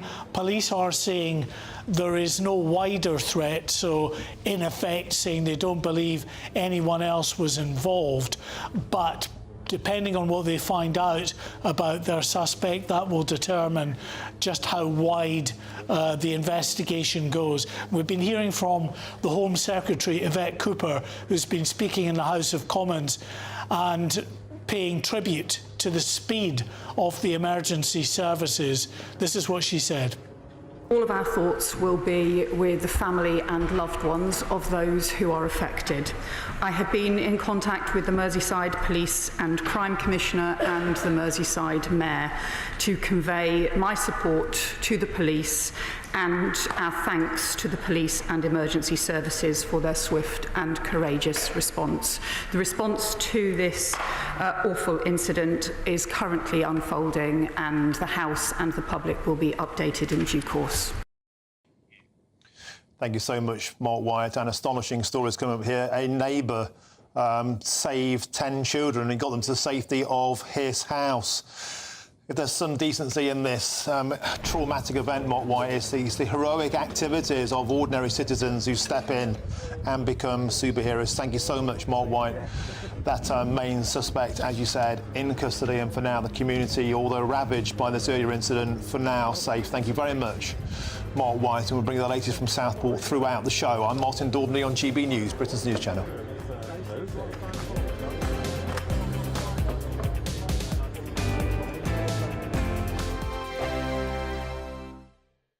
We're proud to be GB News, the People's Channel. And as you know, we always love to hear your views. Now, there's a new way of getting in touch with us at gbnews.com/yoursay. By commenting, you can be part of a live conversation and join our GB News community. You can even talk to me, Bev Turner, or any of the members of the GB News family. Good afternoon, Britain. Weekdays from midday. Now, time for the best part of the show, our Greatest Britain, where we share amazing people who do amazing things. And this week, that is Dr. Leo Cheng and Reverend Hilary Cheng. Well, Dr. Chen regularly serves as a volunteer surgeon aboard the Mercy ships in West Africa and has recently served his 17th mission aboard the ships. He volunteers with his wife, Reverend Hilary Cheng, a Methodist minister in the UK. Thank you for joining us, and what a privilege. So just briefly explain, what are Mercy ships? Well, Mercy ship provide world-class surgery on the ship, and the ship then sail to these poorest of the poor country because there's no infrastructure to get road or rail there. And we offer free surgery and also education, training of medical staff, and partner with the local or the host nation to build up their surgical and anaesthetic services. So how long have you been travelling West Africa? You go on all these different ships, different ports, and you treat the needy and the vulnerable. How long have you both been doing this? 20 years. 20 years? Just over 20 years. And you take the time to do this out of your own holiday from work. Why do you do it? Well, because I'm indebted to the education in this country with all the qualification I get. And NHS is great. I love the NHS because without NHS, we see cases that we see in the low-income country. And I want to make use of my hand to help those people who have no way of helping themselves. Because the tumours, the deformities, not just a physical ailment, but it's being ostracised and die early, commit suicide because they've been ostracised by their family. When you're on the ship, you are seeing the very worst that the country can offer.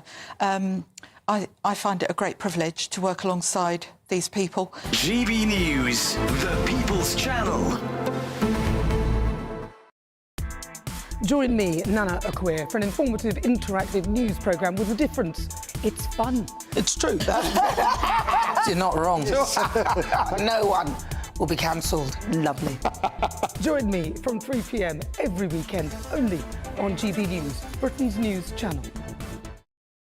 Join me, Neil Oliver, every Sunday night at 6 p.m. on GB News. And if an hour is not nearly enough for you, go to gbnews.com for special extended episodes online every Friday at 9 p.m, where we can truly get into the nitty-gritty of what's going on. GB News, Britain's news channel.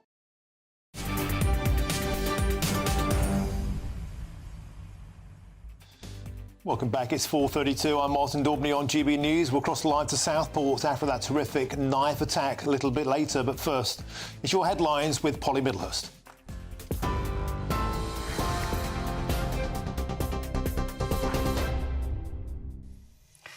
The top stories this hour, and first to that breaking news coming to us from Southport in the north of England. We understand at least 8 people, including children, have been stabbed during what witnesses are describing as like something out of a horror movie. Armed police apparently arrested a man and seized a knife at the scene. If you're watching with us on television right now, this is the area of Southport that you're seeing now. Live pictures coming to us of the police cordon that is wrapped around that area in the Hart Street district. That is believed to be the location as well of a children's club. One witness reported seeing 7 to 10 children with stab wounds outside the building. A large police cordon in place, as you can see, and police officers guarding that scene. Victims have been taken to nearby hospitals. Alder Hey Children's Hospital has declared a major incident, with people being urged to avoid the emergency department unless they absolutely need it. The Prime Minister, Sir Keir Starmer, has commented on the incident and said it has been horrendous and deeply shocking. He thanked the emergency services for their response. Further details on that coming up throughout the afternoon on GB News. And some other breaking news coming to us within the last half hour. The former BBC News presenter Hugh Edwards has been charged with 3 counts of making indecent images of children. That was confirmed by the Metropolitan Police. The offences are alleged to have taken place between December 2020 and April 2022 and relate to images shared on a WhatsApp chat. And in other news, Rachel Reeves has been delivering her assessment of the nation's finances in the House of Commons this afternoon and has given the news that she'll be delivering her first budget on the 30th of October after inheriting what she described as a £22 billion financial black hole. The Chancellor has been addressing MPs, accusing the Conservatives of covering it up. She set out what she called the urgent and necessary work to reduce the pressures on public finances by £5.5 billion this year and over £8 billion next year. The Conservatives said she was trying to con the British public so she could raise taxes. And junior doctors have been offered a pay increase of more than 22% in a bid to end strike action. The Chancellor confirmed the British Medical Association is now putting the offer to its members. It's understood the pay boost of 22.3% would take place over 2 years, rather. Doctors have walked off the job 11 times since 2022 and have been demanding a 35% pay rise. Those are the latest GB News headlines. For now, I'm Polly Middlehurst. I'm back with more news in half an hour. For the very latest GB News direct to your smartphone, sign up to News Alerts by scanning the QR code or go to gbnews.com/alerts. Cheers Britannia Wine Club proudly sponsors the GB News Financial Report. Let's take a look then at today's markets. The pound buying you $1.2853 and 1.1877 euros. The price of gold is £1,848.41 an ounce. And the FTSE 100 is currently standing at 8,302 points. Cheers Britannia Wine Club proudly sponsors the GB News Financial Report.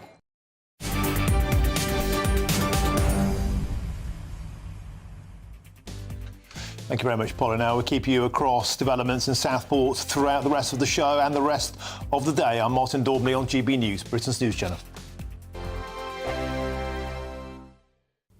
Hello again. It's time for your latest GB News weather forecast coming to you from the Met Office. Plenty of hot and sunny weather to come through the next couple of days. Yes, across northern parts it's a bit cloudier here and there has been some rain today, and there will be a little bit more rain to come because there is a front pushing its way in. That's edging southeastwards across parts of Scotland and Northern Ireland as we go through this evening and overnight, but it's breaking up, so most of that rain is actually going to ease and clear through as we go through the early hours of tomorrow morning. For many, then, it is going to be a dry night, some clear skies, the odd pocket of mist and fog. For some, particularly across England and Wales, perhaps a touch warmer than last night, maybe a bit more difficult for sleeping, but towards the northwest, perhaps a little bit cooler than last night. As we go through tomorrow morning, like I said, there could be some mist and fog patches around, but these should quickly clear because there will be plenty of sunshine. A sunny start across much of England and Wales, a bit cloudier across the far north of England, and a little bit of cloud, perhaps the odd shower across some parts of Northern Ireland and western Scotland. But for eastern Scotland, it's actually looking largely fine. Plenty of blue skies, plenty of sunshine here as well. Through the day, yes, there could still be a few showers, most likely across parts of Scotland, Northern Ireland and maybe into northern England too, but on the whole it's looking dry, plenty of sunshine around, and with that temperatures are going to rise. It's likely to be even hotter than today for many places. There's a good chance that we're going to get into the low 30s Celsius with highs of around 32 Celsius towards the southeast, and even further north we're looking at temperatures in the low to mid 20s for many places. As we go through later Tuesday, we're sticking with the fine picture. Another fine evening to come, plenty of late sunshine around, but there is a change on the cards. There's going to be a thundery breakdown as we go through later this week, likely to be sometime Wednesday into Thursday, with temperatures then dropping. Bye-bye. The latest GB News travel.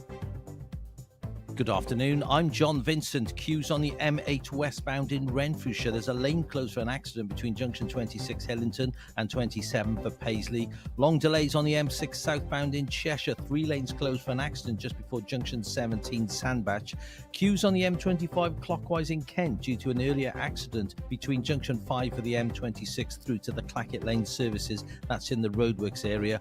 Also on the M25 in Kent anti-clockwise, we've got a lane closed and the entry slip road is partially damaged due to a broken down vehicle at junction 1B for Dartford. Stop start in Kent on the M26 westbound at the intersection with the M25 junction 5, and long delays out of Oxford on the A34 northbound towards the M40 due to an accident at the Pear Tree interchange. You can stay up to date throughout the day by visiting our website gbnews.com.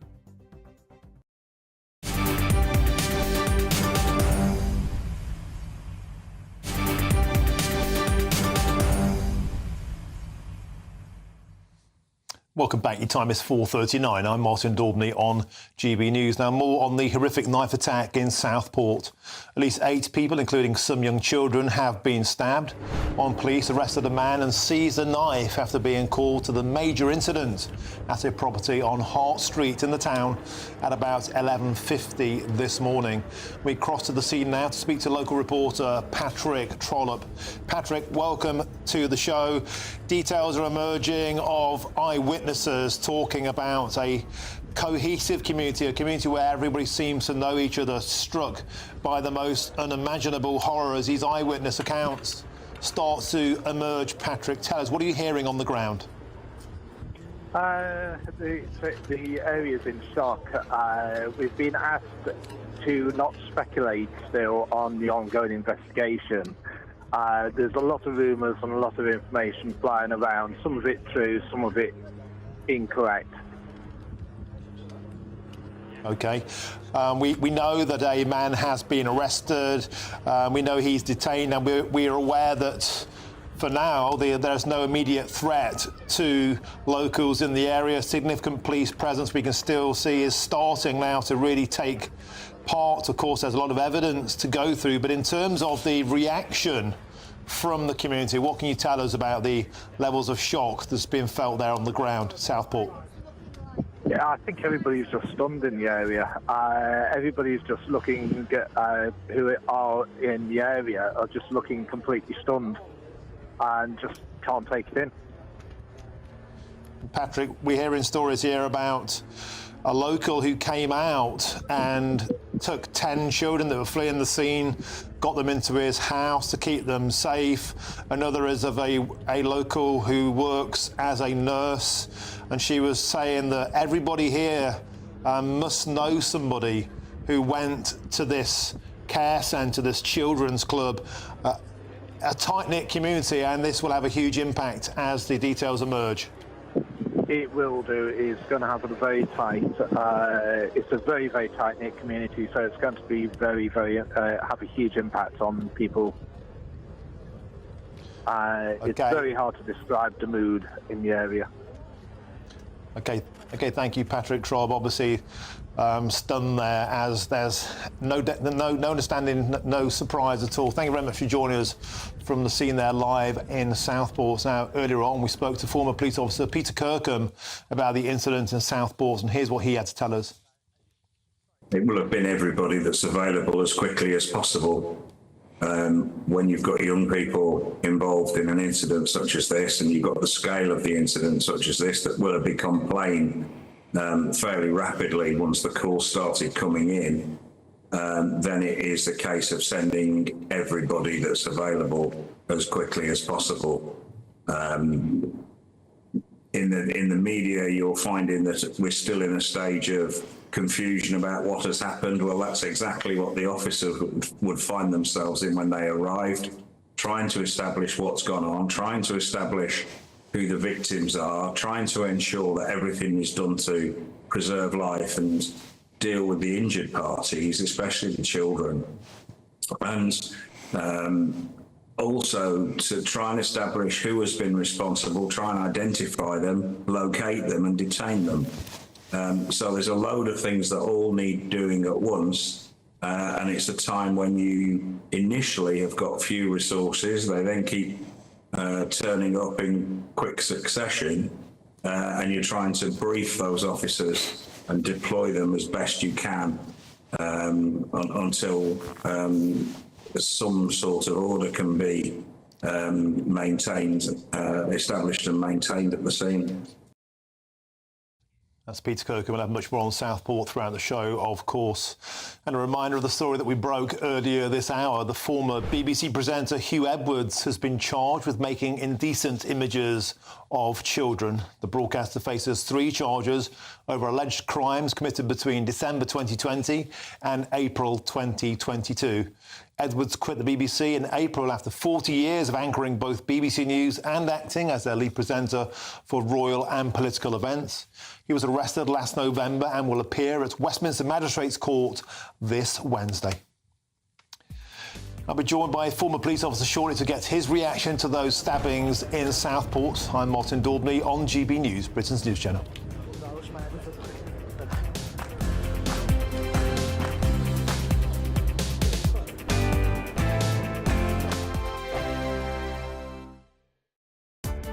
Welcome to State of the Nation, daily plunge into the stories shaping our country. I'm Jacob Rees-Mogg, and Monday to Thursday we bring you the insights, the facts, the truth about how our country is being governed. Because what happens in Downing Street matters down your street. Tune in to State of the Nation every Monday to Thursday, 8 to 9 o'clock. Only on GB News, the People's Channel, Britain's news channel. Britain's Newsroom, weekday mornings from 9:30. Well, we've got quite an extraordinary story to talk to you about now, because a triple amputee war hero is launching a bid to become the first to sail across the Pacific Ocean non-stop, solo and unsupported.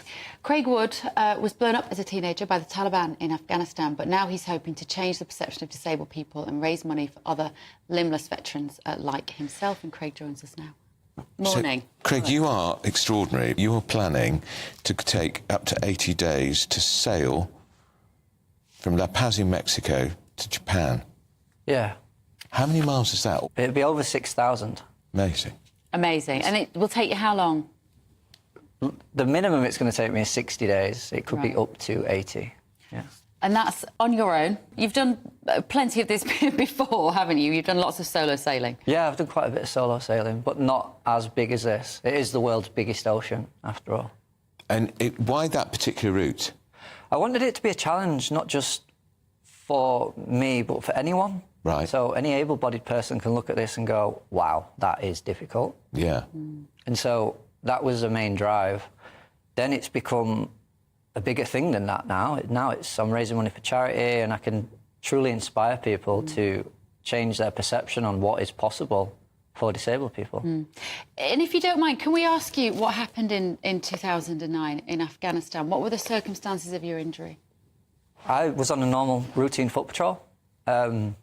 About 5 metres in front of me, a commando IED was triggered, and subsequently I became a triple amputee, both legs above the knee, left hand at the wrist, facial injuries, etc., etc. The People's Channel. Join me, Camilla Tominey, for a frank and honest discussion with those in power that cuts through the spin and gets to the heart of the issues shaping our nation. You haven't confirmed that you want to stand as leader, but you haven't ruled it out either. This report basically says that he's not fit to stand trial. Is he indecisive? Incompetent? I deliver the dose of reality Westminster needs. That's the Camilla Tominey Show at 9:30 every Sunday on GB News, the People's Channel, Britain's news channel.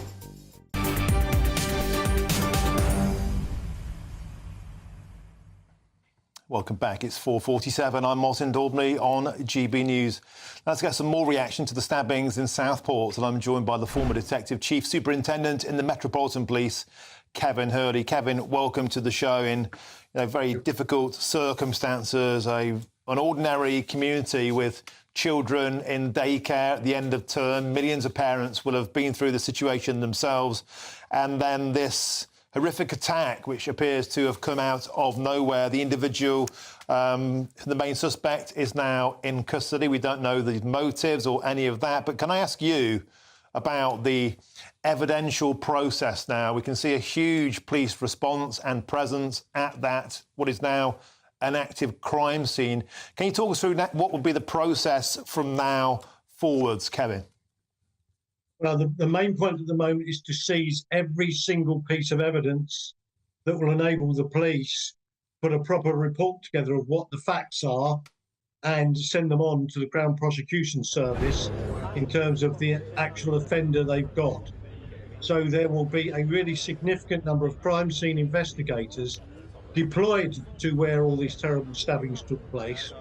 It's a very coordinated approach in that they appoint a person called a crime scene manager who will decide how they're going to enter into that scene, because and I'll get into the unpleasant side of life, but things like blood spatter patterns, footprints and so on are all going to be vital evidence to be able to explain to prosecutors and possibly a jury what's gone on.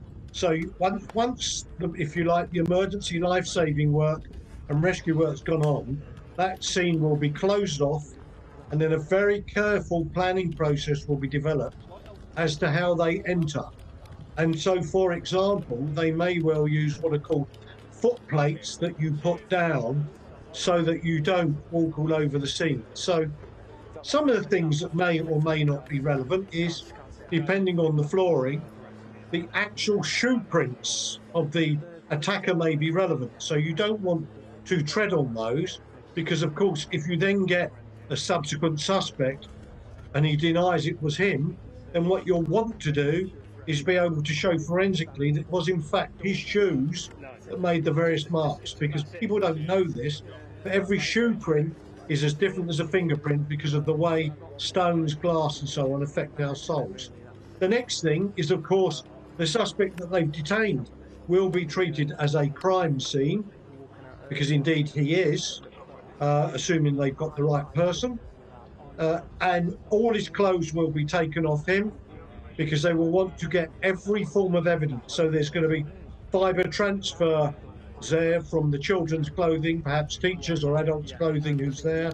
There may be blood spatters from the children.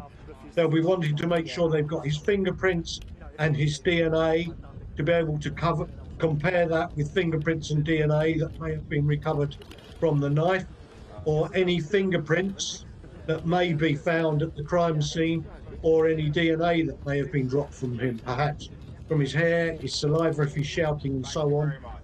Perhaps he wore gloves. They'll want to seize his gloves because these gloves inside them will have DNA which shows it they're his gloves, and equally they will then look at the pattern of what those gloves touch, because gloves also leave a pattern rather like fingerprints. So in short, it's going to be a very, very careful, meticulous, detailed examination, and of course it will all be videoed and photographed before anyone goes into that crime scene and interferes with it, because the police want to make sure they've got the maximum amount of evidence to demonstrate what went on that day. And Kevin, we also see in these circumstances now, almost every time, there's a huge amount of evidence that can be gathered from the neighbourhood, from doorbell cameras, from dash cameras, from any incidental video evidence that may have also taken place.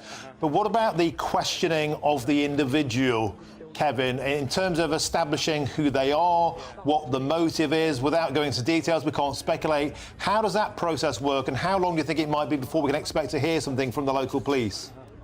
Well, they'll probably want to do a very quick interview to see if he wants to tell them anything at all about what's happened, because it may be that he's working with other people. It may be part of the coordinated attack. Assuming this isn't a mentally disordered person, it could be someone who's carrying out part of a coordinated attack, albeit you need to be mentally disordered to do this sort of thing.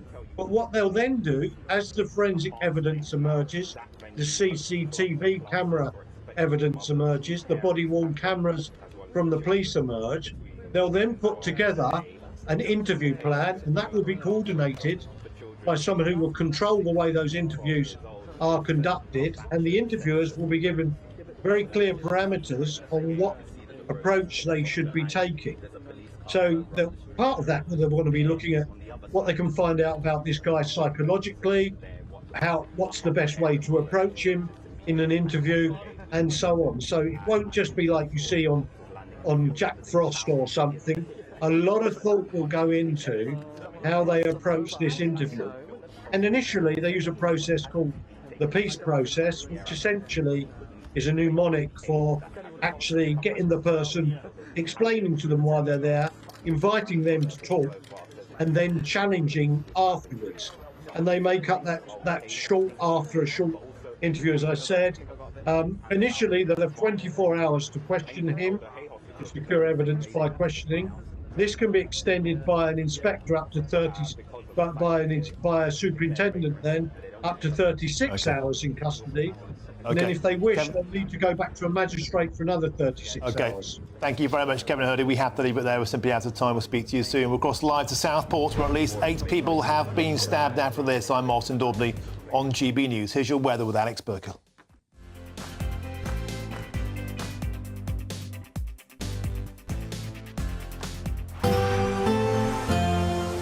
That warm feeling inside from Boxed Boilers, sponsors of weather on GB News. Hello again. It's time for your latest GB News weather forecast coming to you from the Met Office. Plenty of hot and sunny weather to come through the next couple of days. Yes, across northern parts it's a bit cloudier here, and there has been some rain today, and there will be a little bit more rain to come because there is a front pushing its way in. That's edging southeastwards across parts of Scotland and Northern Ireland as we go through this evening and overnight, but it's breaking up, so most of that rain is actually going to ease and clear through as we go through the early hours of tomorrow morning. For many then it is going to be a dry night, some clear skies, the odd pocket of mist and fog. For some, particularly across England and Wales, perhaps a touch warmer than last night, maybe a bit more difficult for sleeping, but towards the northwest perhaps a little bit cooler than last night. As we go through tomorrow morning, like I said, there could be some mist and fog patches around, but these should quickly clear because there will be plenty of sunshine. A sunny start across much of England and Wales, a bit cloudier across the far north of England, and a little bit of cloud, perhaps the odd shower across some parts of Northern Ireland and Western Scotland, but for Eastern Scotland, it's actually looking largely fine. Plenty of blue skies, plenty of sunshine here as well. Through the day, yes, there could still be a few showers, most likely across parts of Scotland, Northern Ireland and maybe into Northern England too, but on the whole, it's looking dry, plenty of sunshine around, and with that, temperatures are going to rise. It's likely to be even hotter than today for many places. There's a good chance that we're going to get into the low 30s Celsius with highs of around 32 Celsius towards the southeast, and even further north, we're looking at temperatures in the low to mid 20s for many places. As we go through later Tuesday, we're sticking with the fine picture. Another fine evening to come, plenty of late sunshine around, but there is a change on the cards. There's going to be a thundery breakdown as we go through later this week, likely to be sometime Wednesday into Thursday, with temperatures then dropping. Bye-bye. Looks like things are heating up. Boxed boilers, sponsors of weather on GB News. The latest GB News travel. Good afternoon, I'm John Vincent. Queues on the M8 westbound in Renfrewshire. There's a lane closed for recovery work for an accident between junction 26 Hillington and 27 for Paisley. Severe delays on the M6 southbound in Cheshire. There's been an accident just before junction 17 Sandbach. We're also seeing queues on the northbound stretch of the M6 due to onlookers. Long delays on the M1 southbound in Derbyshire. 2 lanes closed for a broken down lorry at junction 29 for Chesterfield in the roadworks area. Delays on the M1 southbound in Northamptonshire. There's a lane closed for a broken down vehicle between junction 18 Rugby and 17 for Coventry. Queues on the M25 anti-clockwise in Kent due to an earlier broken down lorry at junction 1B Dartford, and also in Kent it's stop start on the M26 westbound at the intersection with the M25 at junction 5. You can stay up to date throughout the day by visiting our website gbnews.com.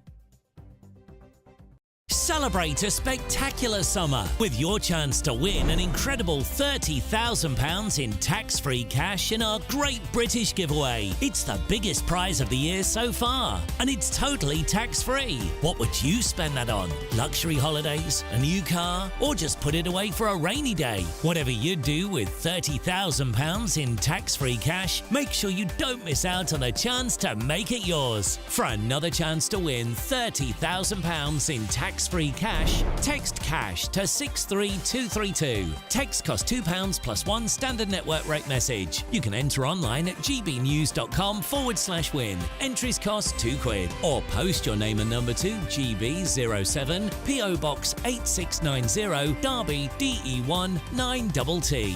UK only. Entrance must be 18 or over. Lines close at 5 p.m. on the 30th of August. Please check the closing time if listening or watching on demand. Good luck. Tune in to Friday Night Live with me, Mark Dolan. GB News royalty with your perfect start to the weekend. Lucky us! Feisty and fearless guests. Well, I'm a normal person, so ask me. Honest opinions that raises more questions than a Gary Barlow tax return. And a few surprises along the way. Might be cold in this studio. That is Friday Night Live with me, Mark Dolan. 8 to 9 only on GB News, the People's Channel, Britain's news channel. Are the newspapers getting you down? My wife didn't divorce me that month. Struggling to separate the wheat from the chaff? I know that it's a bit of a circus at the best of times. Well, don't worry. Headliners has got you covered. We'll take the burden of reading the day's news, and if we get depressed, who cares? It's an occupational hazard, frankly. That's Headliners on GB News from 11 p.m. till midnight, and the following morning, 5 till 6 a.m. on GB News, the comedy channel. Nah, just kidding. Britain's news channel.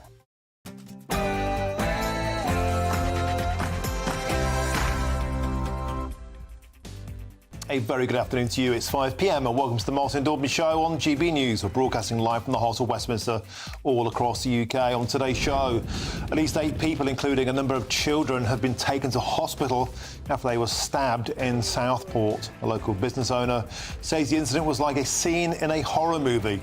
We'll be straight to the scene shortly. And it's a cover-up. Chancellor Rachel Reeves says the previous government covered up spending in the public finances. The Shadow Chancellor Jeremy Hunt says the Chancellor is trash-talking the economy in what was a head-to-head in the House of Commons earlier. That's all on the way between now and 6 p.m.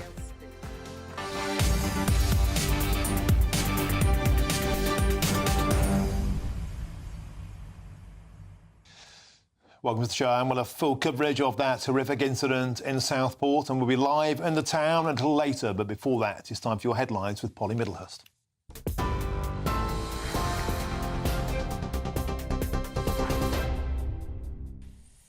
Martin, thank you, and good afternoon to you. Well, at least 8 people, including children, have been stabbed during what witnesses are describing as something out of a horror movie in Southport. That's north of Liverpool. Armed police arrested a man and seized a knife at the scene in the Hart Street area, which is believed to be near a children's club. One witness reported seeing 7 to 10 children with stab wounds being brought outside of the building. If you're watching on television, these are our live pictures coming to us from just outside that police cordon, which is in place while victims have been taken to nearby hospitals. Alder Hey, the nearest children's hospital, has declared a major incident, and people have been urged to avoid using the emergency department unless it's necessary.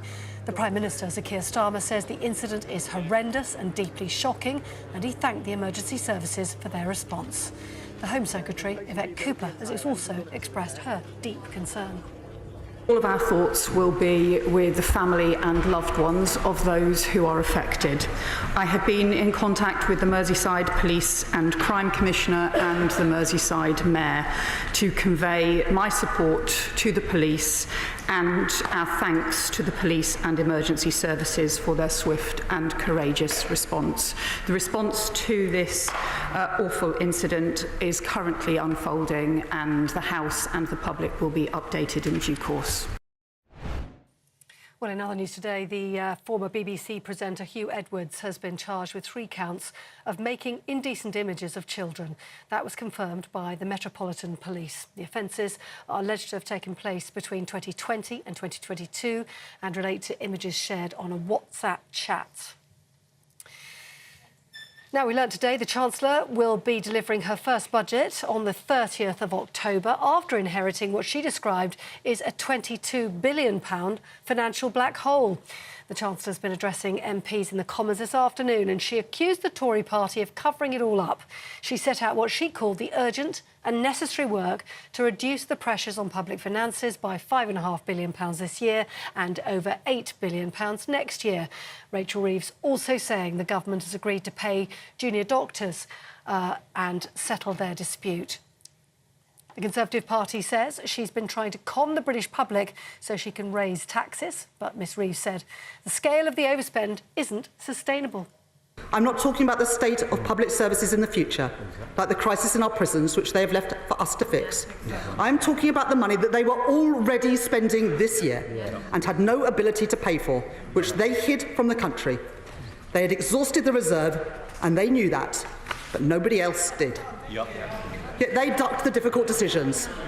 They put party before country. And they continued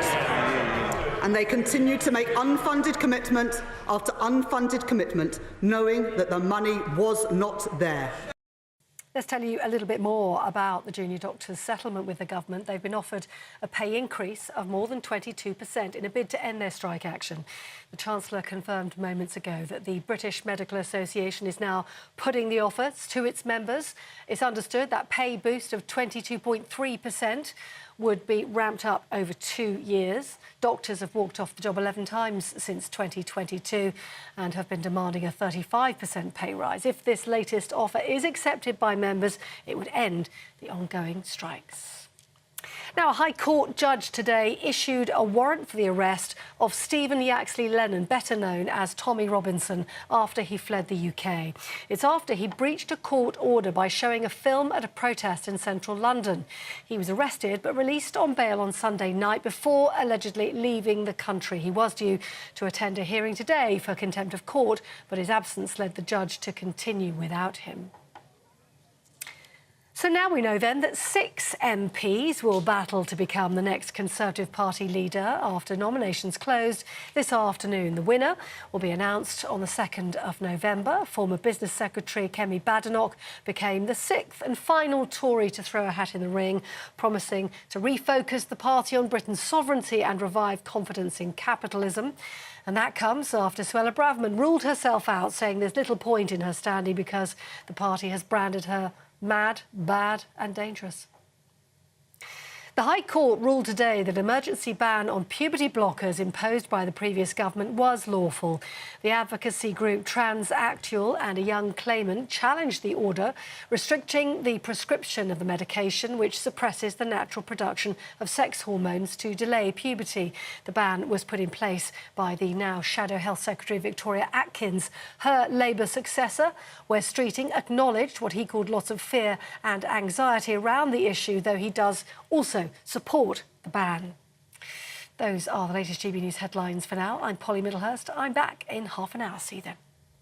For the very latest GB News direct to your smartphone, sign up to News Alerts by scanning the QR code or go to gbnews.com/alerts.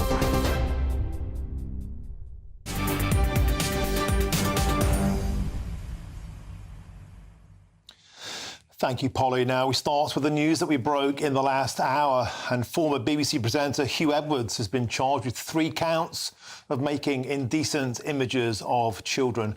And GB News' correspondent Cameron Walker has the latest. Cameron, bring us up to speed. Yes, Martin, this follows a Metropolitan Police investigation, and as you said in the last hour, they have released a statement which confirms that the former BBC News presenter Hugh Edwards, who's 62, has been charged with 3 counts of making indecent images of children. The offences, they are alleged to have taken place between December 2020 and April 2022, related to images shared on a WhatsApp chat.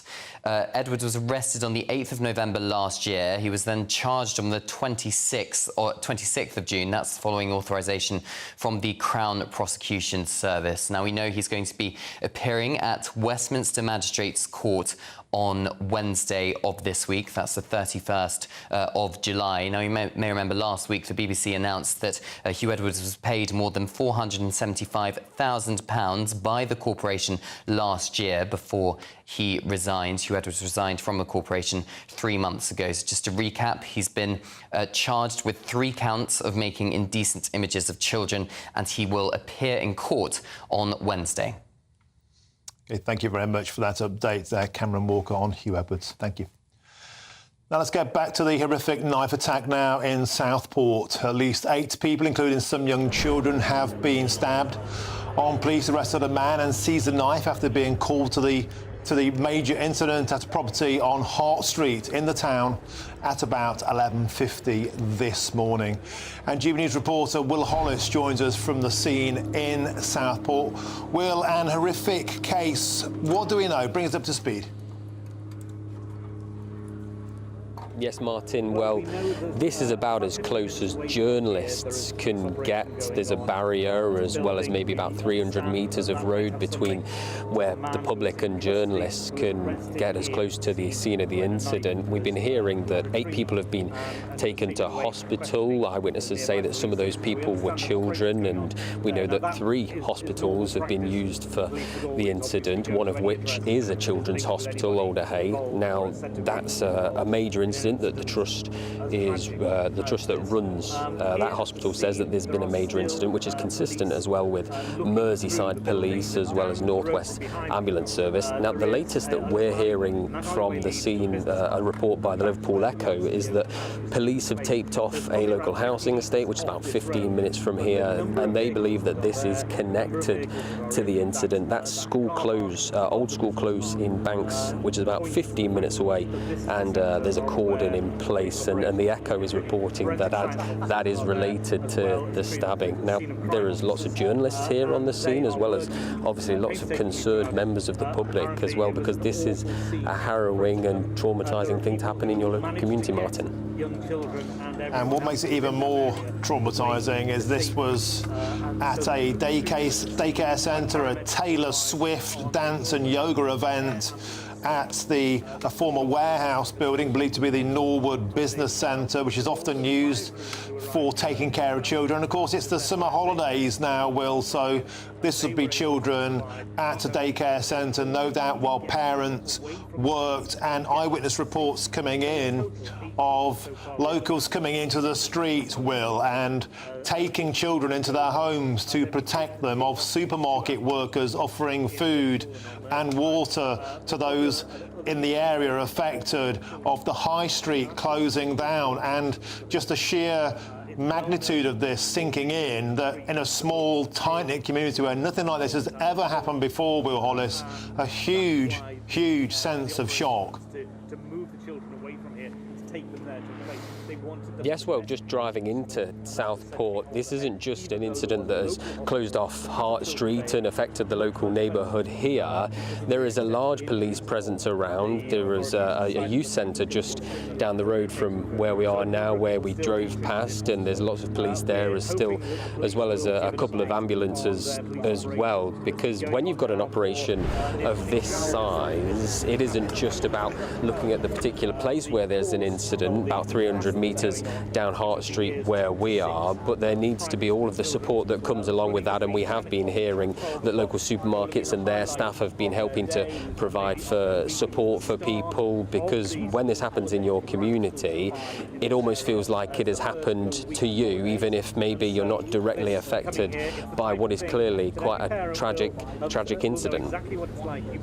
And Will, here there are eyewitness reports of a nurse who works in the area going into the street saying she heard her mother cry, "My girls, my girls," and the very human stories now are starting to emerge, Will Hollis, of the fact that she says here that the chances are everybody in this community will know a parent or know a child that went to this day centre, because it is a very tight-knit community. Yeah, really scary stuff. It's worrying enough when this kind of thing happens in a community where we think it might be adults that have been attacked, where there's issues of violence between young men, for example. But when it's young children, it really does start to hit home. And some of those reports that we've been hearing today of the screams from the reaction of local people as this incident played out on their streets. We know that the police say that they have arrested one person, and that person was arrested by armed police, and we know that they're not looking for anybody else, so that is encouraging, but still to see it happen, play out in your neighbourhood is incredibly worrying. Well, Hollis, as we can see there in Southport, a huge police operation in place. They'll be combing that area for forensic evidence. The whole area a locked down crime scene. Will Hollis, thank you very much for joining us there, as close as you can get to that scene in Southport. Thank you. Now, the Prime Minister has issued a short statement on the major incident in Stockport. He said, "Horrendous and deeply shocking news emerging from Southport. My thoughts are with all of those affected. I would like to thank the police and emergency services for their swift response. I'm being kept updated as the situation develops." And this is what the Home Secretary, Yvette Cooper, said in a statement on X, formerly Twitter. "I'm deeply concerned at the very serious incident in Southport. All my thoughts are with the families of loved ones and those affected.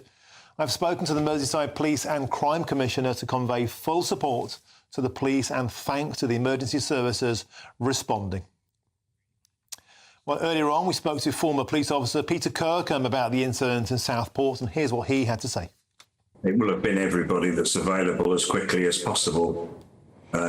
When you've got young people involved in an incident such as this, and you've got the scale of the incident such as this, that will have become plain fairly rapidly once the calls started coming in, then it is a case of sending everybody that's available as quickly as possible. In the media, you're finding that we're still in a stage of confusion about what has happened. Well, that's exactly what the officers would find themselves in when they arrived, trying to establish what's gone on, trying to establish who the victims are, trying to ensure that everything is done to preserve life and deal with the injured parties, especially the children. And also to try and establish who has been responsible, try and identify them, locate them and detain them. So there's a load of things that all need doing at once, and it's a time when you initially have got few resources. They then keep turning up in quick succession, and you're trying to brief those officers and deploy them as best you can until some sort of order can be established and maintained at the scene. And that was Peter Kirkham, and I was joined earlier on in the show by the director of the Law and Order Foundation, Norman Brennan, and here's what Norman had to say. My first comments will be my thoughts and prayers, and I'm sure that of millions of other people in Britain, to those involved and their families. And the two primary concerns are that the suspect, who would pose a danger if he was still free, has been neutralised. He's not been shot. From what I understand, he's not been seriously injured, but he's been taken out of circulation. That has to always be the priority. And the second one is that all the victims are now being treated in hospital. I'm sure some may well have life-threatening injuries from what I read into this. And let's just pray that they're all saved and they're in the best hands possible. And here we are again with a major knife attack incident on the streets of Britain. What I want to make clear is this, Martin, is that, again, nobody should speculate. Nobody should be posting on social media horrific and gratuitous images of children or any victim that are suffering. And another overview is this: we've got to be calm. We never know whether someone is a terrorist, self-radicalised, someone that has got mental health issues, or somebody that has actually just gone out with a knife and gone out and committed this absolute mayhem. They're the four types of people that normally commit knife crime. And we could never know, Martin. There are times that we can never know, if they're not on our radar, that someone is going to go and do this. We do not live in a perfect world. So let's be calm, let's be rational, and let's await the Merseyside police to tell us the true facts of what's happened this morning. That was Norman Brennan, and we'll have full updates from Southport later in the show, and also break down the Chancellor's plans to break down the former government's projected £22 billion of overspending. I'm Martin Daubney on GB News, Britain's news channel.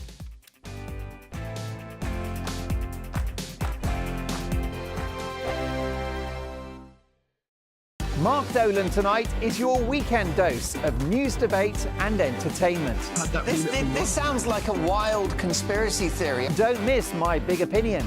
Mark Meets and my take at 10. Democracy is a funny old thing. And we don't do boring, not on my watch. I just won't have it. Go and get another glass of that bubbly, you've earned it. That's Mark Dolan tonight, Saturday and Sunday, 9 to 11, only on GB News, the People's Channel, Britain's news channel. GB News Breakfast, every day from 6 a.m.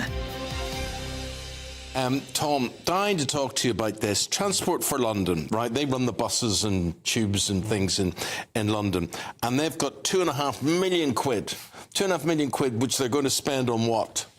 Diversity training. I dare say they've probably got plenty of it already. But let me tell you something. I sit on a board of a company, and I was diversity trained recently. Oh, really? Yes. Oh, really? And I must admit, What was that like?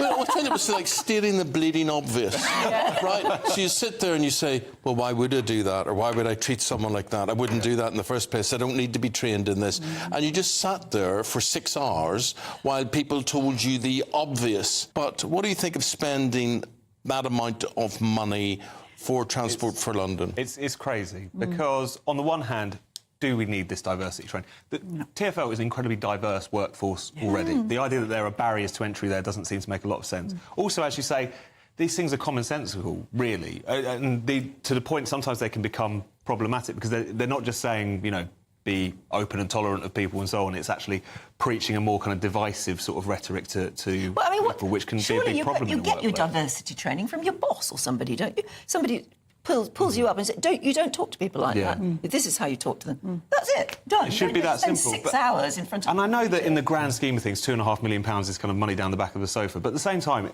my local tube station just closes early on random nights of the week because of the fact that they haven't got enough staff. 4 years ago, there were 655 people at City Hall earning over £100,000 a year. People might argue that's 655 too many. There are 1,100 now. In 4 years later. 1,100? Actually, 1,142 to be precise. The People's Channel.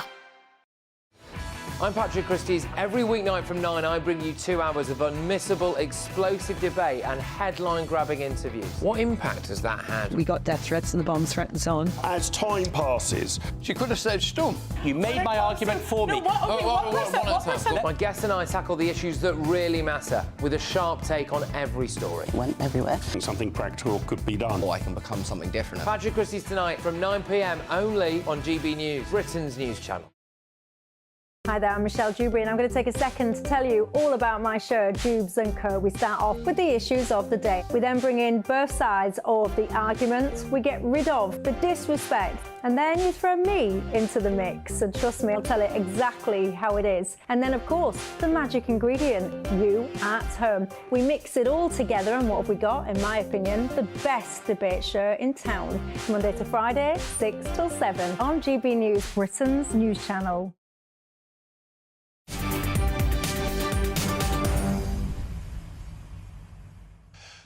Welcome back. It's 5:21. I'm Martin Daubney on GB News. Later this hour, we're joined by a genuine comedy legend, and we think we all need cheering up. Who's going to take his brilliant act to the Edinburgh Fringe Festival? And believe me, you'll not want to miss that.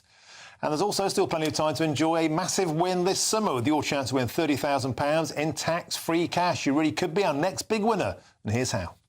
Celebrate a spectacular summer with your chance to win an incredible £30,000 in tax-free cash in our Great British Giveaway. It's the biggest prize of the year so far, and it's totally tax-free. What would you spend that on? Luxury holidays, a new car, or just put it away for a rainy day? Whatever you do with £30,000 in tax-free cash, make sure you don't miss out on a chance to make it yours. For another chance to win £30,000 in tax-free cash, text cash to 63232. Text costs £2 plus one standard network rate message. You can enter online at gbnews.com/win. Entries cost £2. Or post your name and number to GB07 PO Box 8690 Derby DE1 9TT. UK only. Entrance must be 18 or over. Lines close at 5 p.m. on the 30th of August. Please check the closing time if listening or watching on demand. Good luck. Rachel Reeves will deliver her first budget on the 30th of October, day before Halloween, after inheriting what she says is a £22 billion black hole. The Chancellor has been addressing MPs in the Commons, accusing the Tory party of covering it up. And let's get a reaction to what Rachel Reeves said in the House of Commons in the studio now, because I'm joined by our reporter, Adam Cherry. Adam, there was a lot of Punch and Judy in the House earlier. Rachel Reeves destroying Jeremy Hunt's previous legacy in front of him with the repeated mantra, if we cannot afford it, we cannot do it. Tell us more. Absolutely, yeah. This was the return of high drama in the Commons. I think we've missed this for a little bit, haven't we, Martin? It's been very friendly and cordial, particularly in PMQs. Not so today with this statement. Rachel Reeves really on the attack, directly targeting the legacy of the now Shadow Chancellor Jeremy Hunt. I think, you know what, why don't we just take a look at it? This is what she had to say earlier this afternoon. I'm not talking about the state of public services in the future, like the crisis in our prisons, which they have left for us to fix. I'm talking about the money that they were already spending this year and had no ability to pay for, which they hid from the country. They had exhausted the reserve, and they knew that, but nobody else did. Yet they ducked the difficult decisions.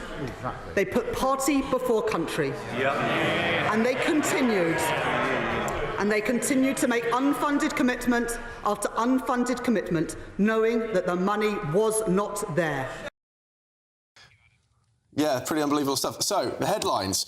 As she said, as we've already said here, £22 billion black hole, which is more than we expected. It was briefed out to be 19 to 20 billion. It's actually more than that. Public sector pay rises of up to around £9 billion. The universal winter fuel payment scrapped. It's now going to be means tested, which from a Labour government is quite extraordinary. I'm sure we'll discuss that shortly.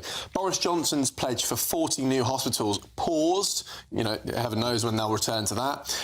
The Advanced British Standard, which was Rishi Sunak's big reform to A-levels, kind of an English baccalaureate, scrapped. Apparently there was no costing for that in the Department of Education whatsoever. Transport projects scrapped, including the tunnel under Stonehenge, parts of the Euston leg of HS2, that's all gone. Departments have been told to find £3 billion each in inefficiencies, in other words, cuts. And they have to do that by the 30th of October, which is when we'll have our budget. That's actually the second part of the equation. I think this is scary enough. Wait till you see the tax rises, which are probably coming in October. And Rachel was not shy about saying, expect more pain here. Tax and spend, you know, it's pretty grisly stuff. Actually, you should also say, Martin, the adult social care cap, currently £86,000. That's the maximum which you pay to receive care in your old age. That's also scrapped. So it's an extraordinary statement. And as you said, watching Jeremy Hunt react to this was something else. For his part, I thought it was worth pointing out that he had a good line on, well, 24 days of the Labour government, and since then they've managed to spend £24 billion new spending. So that's on things like GBNersy, it's about £8 billion. The public sector pay rises and other things as well. So on the one hand, lots of cuts, but also, you know, caving in on the public sector pay demands is not cheap. Yeah. So we have to ask, where's that money going to come from? And Adam, Jeremy Hunt was quick to hit back, saying Rachel Reeves will fool absolutely no one by blaming us for the tax rises. The £20 billion hasn't magically appeared.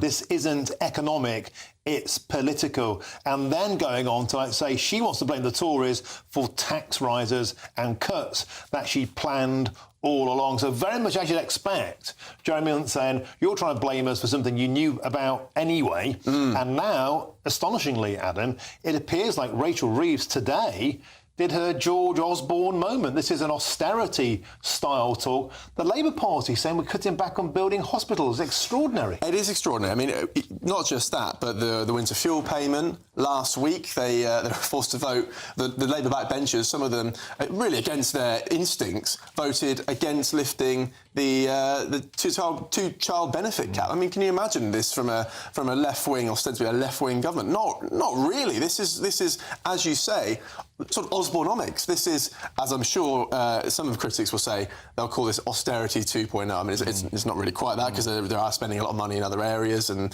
there's a lot of state intervention in certain parts of the government. But nonetheless, yeah, as you say, some pretty shocking stuff, and you wouldn't be surprised to hear some of this come out of a Conservative Finance Minister's mouth. OK, Adam Cherry, thank you very much. And that budget due on October the 30th. Thank you very much for that detailed update. So let's head now back to Southport for some breaking news after the horrific knife attack earlier on today. And GB News reporter Will Hollis joins us from the scene. Will, what's the latest? Yes, well, Merseyside Police has just confirmed a few moments ago that a 17-year-old from Bank has been arrested in relation to the stabbings here in Southport. Police have confirmed as well that they do not suspect that the incident is terror-related. Just a few moments ago as well, we were talking about how there's been a report from the Liverpool Echo which said that police were raiding a property in nearby Bank, and where we are now, that's about 15 minutes from that. Where we can see what's happening on our screens right now, if you look all the way down there, this is Hart Street here, and it's about 300 metres away where there are, a few moments ago, there were people going, forensics officers who were clearly detailing the scene. There's police all the way down here, and there's an officer here as well, which is just manning the barrier. To my right and to my left, there are journalists from about maybe 10 to 15 different broadcasters, as well as print outlets as well. Just a reminder of the news is that 8 people have been taken to hospital. 3 different hospitals are being used, including one of which is Alder Hey, about 13 miles away in Liverpool, and that is a children's hospital. Now, that's consistent with early reports that we've been hearing from local eyewitnesses that said that some of the people who were involved in these multiple stabbings were children. Now, Alder Hey, the police service here in Merseyside, as well as North West Ambulance Service, have all made similar statements declaring what they describe as major incidents. We've been hearing as well from the Prime Minister Keir Starmer, as well as the Home Secretary Yvette Cooper, describing their horror, as well as supporting the work of the police force and the emergency services. And what we found out not too long ago, there were early indications and suspicions that this was at some sort of a daycare centre, but other reports have said that it was a dance school, a summer holiday event where children were spending time enjoying their company with other people. But the last thing that we've heard, the most recent thing, is that a 17-year-old has been arrested. Yeah, thank you, Will Hollis, for that update. Just to confirm, you're joining us. A 17-year-old has been arrested in conjunction with that attack earlier on in Southport, and this is not presently being treated as a terror-related incident. There's lots more still to come now between now and 6 o'clock. We'll have a full update on the Olympics, but first, let's have your news headlines with Polly Middlehurst.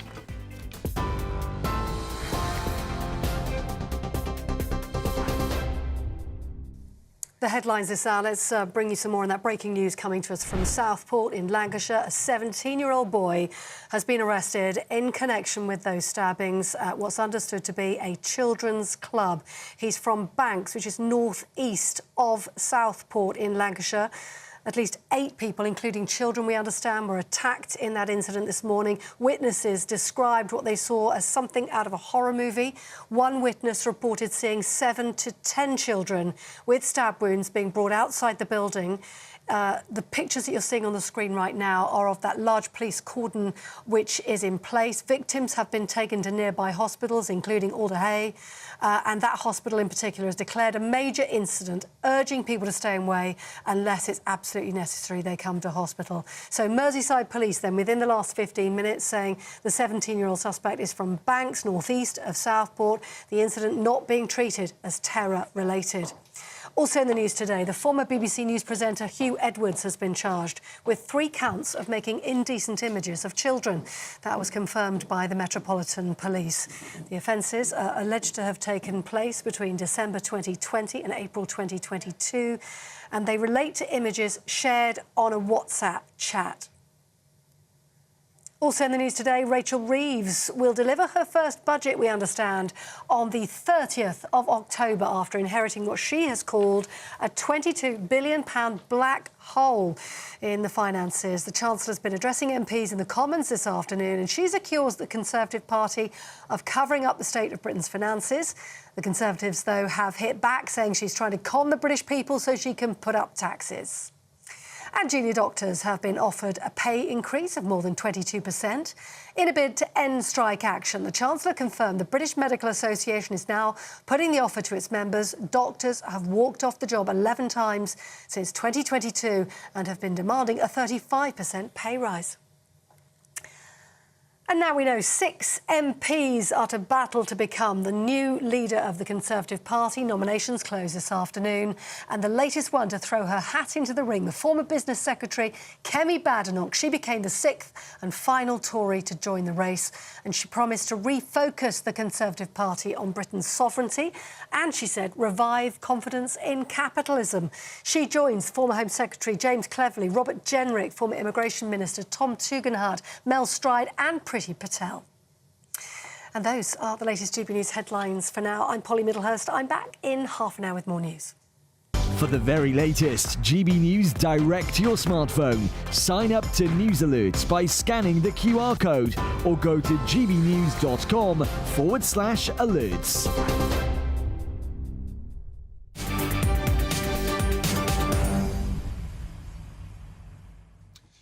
Thank you, Polly. And if you're just joining us, a quick update on that huge breaking news story from Southport. 8 believed to have been stabbed earlier on today. Just the news in a 17-year-old man has been arrested in connection with this crime, believed to be from Bank, an area around about 15 minutes away from the crime scene. 17-year-old apprehended and nobody else believed to be at large at the moment. Now joining me is Michelle Dewberry, Dewberry & Co, course 6 till 7. Michelle Dewberry, you're a parent, same as me. No doubt when you saw this story, this is an everyday occurrence. This is the place where no doubt you and I certainly have left my children at holiday care centres like this during the summer summer holidays, you take them there, you expect them to do dancing, to do yoga, and then something extraordinary happens. Michelle Dewberry, a story I know will have caused you a great deal of concern. Of course, it's affected me, you, and a great many of our viewers. I mean, just that announcement that you have there, I've got goosebumps on my arm. It's absolutely shocking, and I will tell you that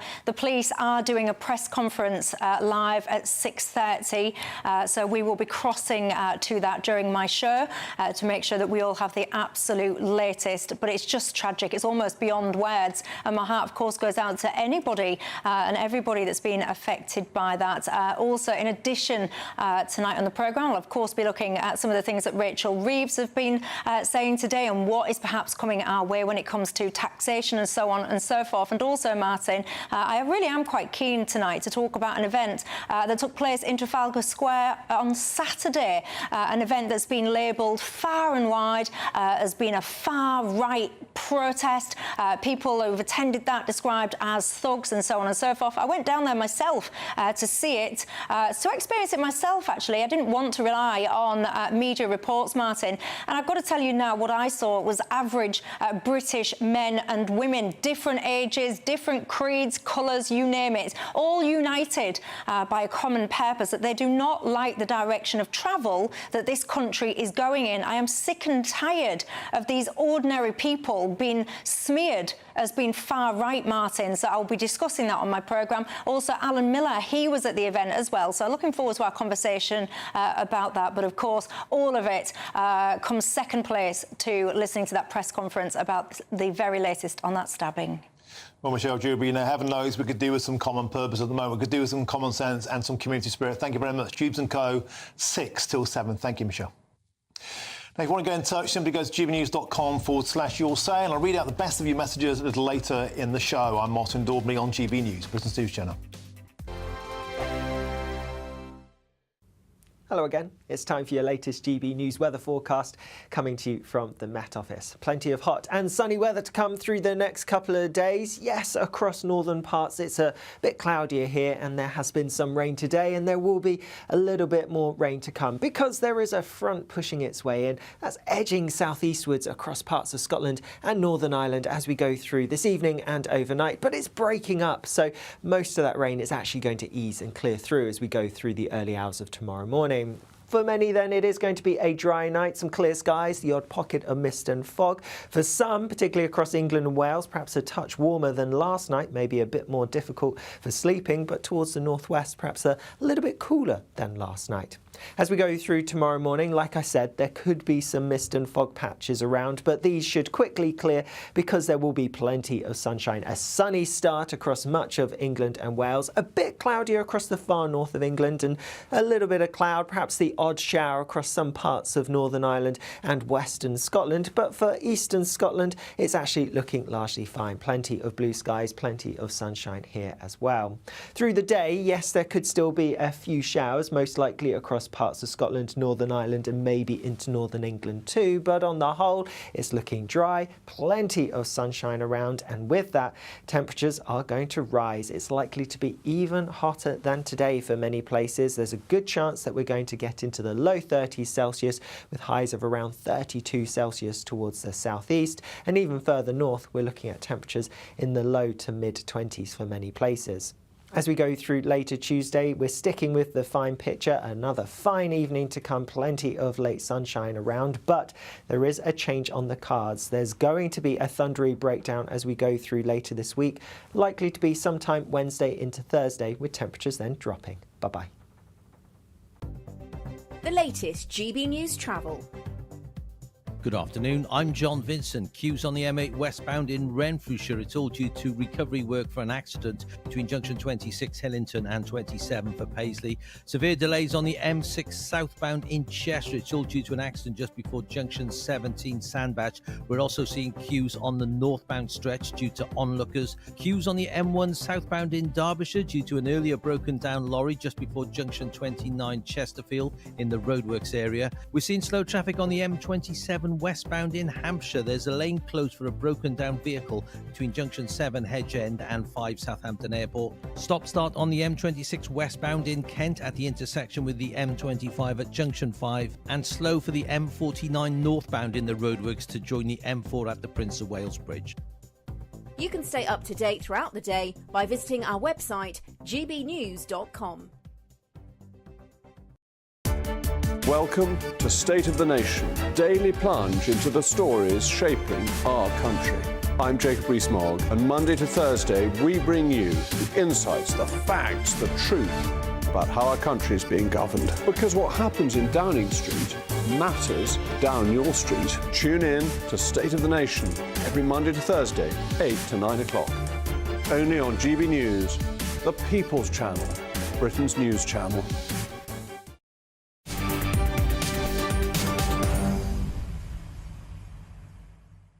Welcome back. It's 5:41. I'm Martin Daubney on GB News. Now, Team GB have had an incredible day at the Paris Olympics, and we've won our first 2 gold medals. The British equestrian eventing team were the first to strike gold before a miraculous comeback from Tom Pidcock saw him retain his Olympic title in mountain biking. Elsewhere, Tom Daley and Noah Williams won silver in the 10-metre synchronised diving, and Adam Burgess also claimed silver in the canoe slalom. I'm joined now by the sports broadcaster Chris Scudder. Chris, a fantastic day for British Olympians. You said keep the faith of the football. You said keep the faith at the Olympics, and it's coming true. A bumper day. Tell us more. Yeah, reigning medals, Martin. 2 golds, 2 silver and a bronze as well, because not just in the eventing team, which the Brits won in Tokyo, and 2 survivors there, Tom McEwen and Laura Collett from that day back in Tokyo 3 years ago. Collett also got a bronze in the individual, so a fantastic day. We're really steeped in tradition in this event, going back a long time, 68 and 72 of gold medals for the team there, then a big gap, but now back-to-back gold medals for the eventing team. Great equestrian tradition. And the best thing about it, Martin, was that there was a massive French crowd watching this event. France were the opposition. It was nip and tuck between the Brits and the French, and boy, did they go quiet when the Brits showed them a thing or two in the final show jumping section of the eventing. So a fantastic day. Well done to Tom Pidcock. You know, his story in the he had COVID during the Tour de France, and in the mountain biking, he had a puncture today. He was the favourite to retain his title. He was coming. You've probably seen the mountain biking, spectacular stuff. Coming down, he was leading, had a puncture, had to get off, lost 40 seconds. Again, there was a Frenchman in front, and it looked as though his hopes had gone, but he caught him up, and then there was a massive battle towards the bottom of the course. The leads changed hands a couple of times, but Pidcock, who's a fantastic mountain biker and a road racer, came through to win Britain's 2nd gold of the day. A legendary performance from the man who's 25 years old tomorrow, so that's pretty wonderful. Tom Daley's done it again, silver, with his new partner Noah Williams in the diving. And just about half an hour ago in the canoeing. Oh, there we are. There's Tom. Can we hear from him? And, you know, for me, the achievement was getting back to... No, that's Tom Daley there. But OK, so Chris, so we've heard from the event so far, and you seem to be taking particular delight in beating the French. No harm in that. It is, after all, in Paris. It's always good, isn't it? It is, mate. So that's today. Looking ahead, what should we be keeping our eyes on? Do you think we could expect some more medals? Yeah, it could be some tonight. In fact, right now, the team, the men's team in the gymnastics, they got, of course, Max Whitlock, who's a fantastic athlete, Jake Jarman as well, and a couple of youngsters as well. They're doing really well at the moment. They might well get a medal. I think the Chinese are going to win the gold, probably, but Japan, who were also fancied, they just made a big mistake a couple of minutes ago. So it could be maybe a silver on the way for Britain in that. Later on tonight, there's swimming with the 200 freestyle. Remember Duncan Scott, who's won, I think, 6 Olympic medals over the years. He got 4 in Tokyo. He's going in the final tonight. 2nd fastest qualifier, so it could be a medal there. And also Matt Richards in the same race. So plenty to be optimistic about. And just, we were talking about the medal table, weren't we, the other day? And OK, we lost Chris there. No worries. I like the way he was particularly enjoying the fact we were beating the French, everything. Chris Scudder, thank you very much. And have a full Olympic update, of course, every day this week from Chris Scudder's throughout the show. Now I'm about to be joined by the comedy legend Bobby Davro, who's taking his act to the Edinburgh Fringe Festival next month. You will not want to miss that. I'm Martin Daubney on GB News, Britain's news channel.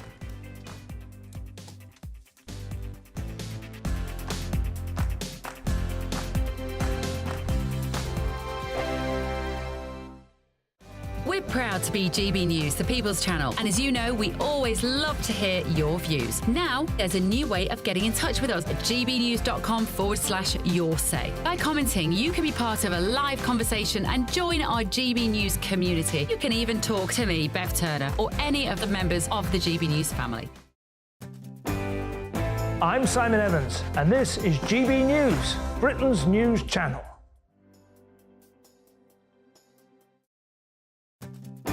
I'm Isabel Webster. Thanks for joining us on GB News, Britain's news channel. This is GB News, Britain's news channel. When you think of the latest culinary trends, it might not be prawn cocktail, toad in the hole, or a jam roly-poly that springs to mind. But it's not for Gen Z or Gen Z TikTokers who are determined to make a comeback for these British classics. Now, 2/3 of Gen Z now rely on TikTok for cooking ideas. So is it time for the revival of the best of British dishes? Restaurant critic William Sitwell, good to see you this morning. For us, these things never went out of style. They've always been eating the prawn cocktail, the toad in the hole, the cottage pies. It's the best kind of food. I think the main thing is in terms of trends. We've seen this for not decades, but literally centuries.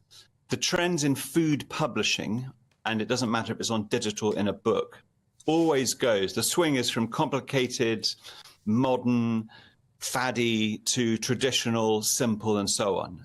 So there's been this thing in publishing for literally centuries where you go from, for example, Jamie Oliver's sort of 15, 7-minute, is it 3-minute meals, to the next trend, which is that's too simple. We need to take time and we need to get back to traditional food. The other thing is, and I think, if you are a food faddist, if you're obsessed with fermented cabbage and putting kimchi on everything, then you might have missed out on some of these wonderful traditions. Good food exists because it nourishes the soul. Good traditional recipes, British recipes, are not impossible to cook. So even the loonies on TikTok, I'm so glad I'm as ignorant as TikTok as you guys are of kimchi. Yeah, and William, actually, this kind of food is so satiating, full of nutrients. I was saying to Ellie off air, our grandparents lived on this stuff, meat, potatoes and veg. It was quite simple. The People's Channel. I'm Arlene Foster on GB News, Britain's news channel.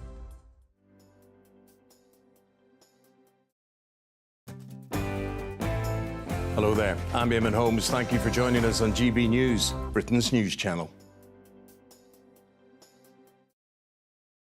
Join me, Camilla Tominey, for a frank and honest discussion with those in power that cuts through the spin and gets to the heart of the issues shaping our nation. You haven't confirmed that you want to stand as leader, but you haven't ruled it out either. This report basically says that he's not fit to stand trial. Is he indecisive? Incompetent? I deliver the dose of reality Westminster needs. That's the Camilla Tominey Show at 9:30 every Sunday on GB News, the People's Channel, Britain's news channel.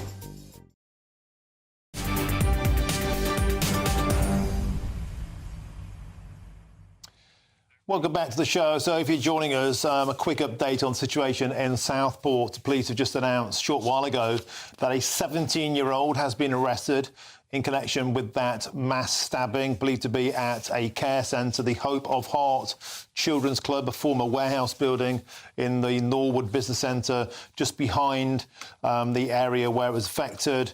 The individual 17-year-old was believed to live in the bank area, around about 15 minutes from the scene. There's a huge police operation in effect there with forensic officers and crime scene officers in and out.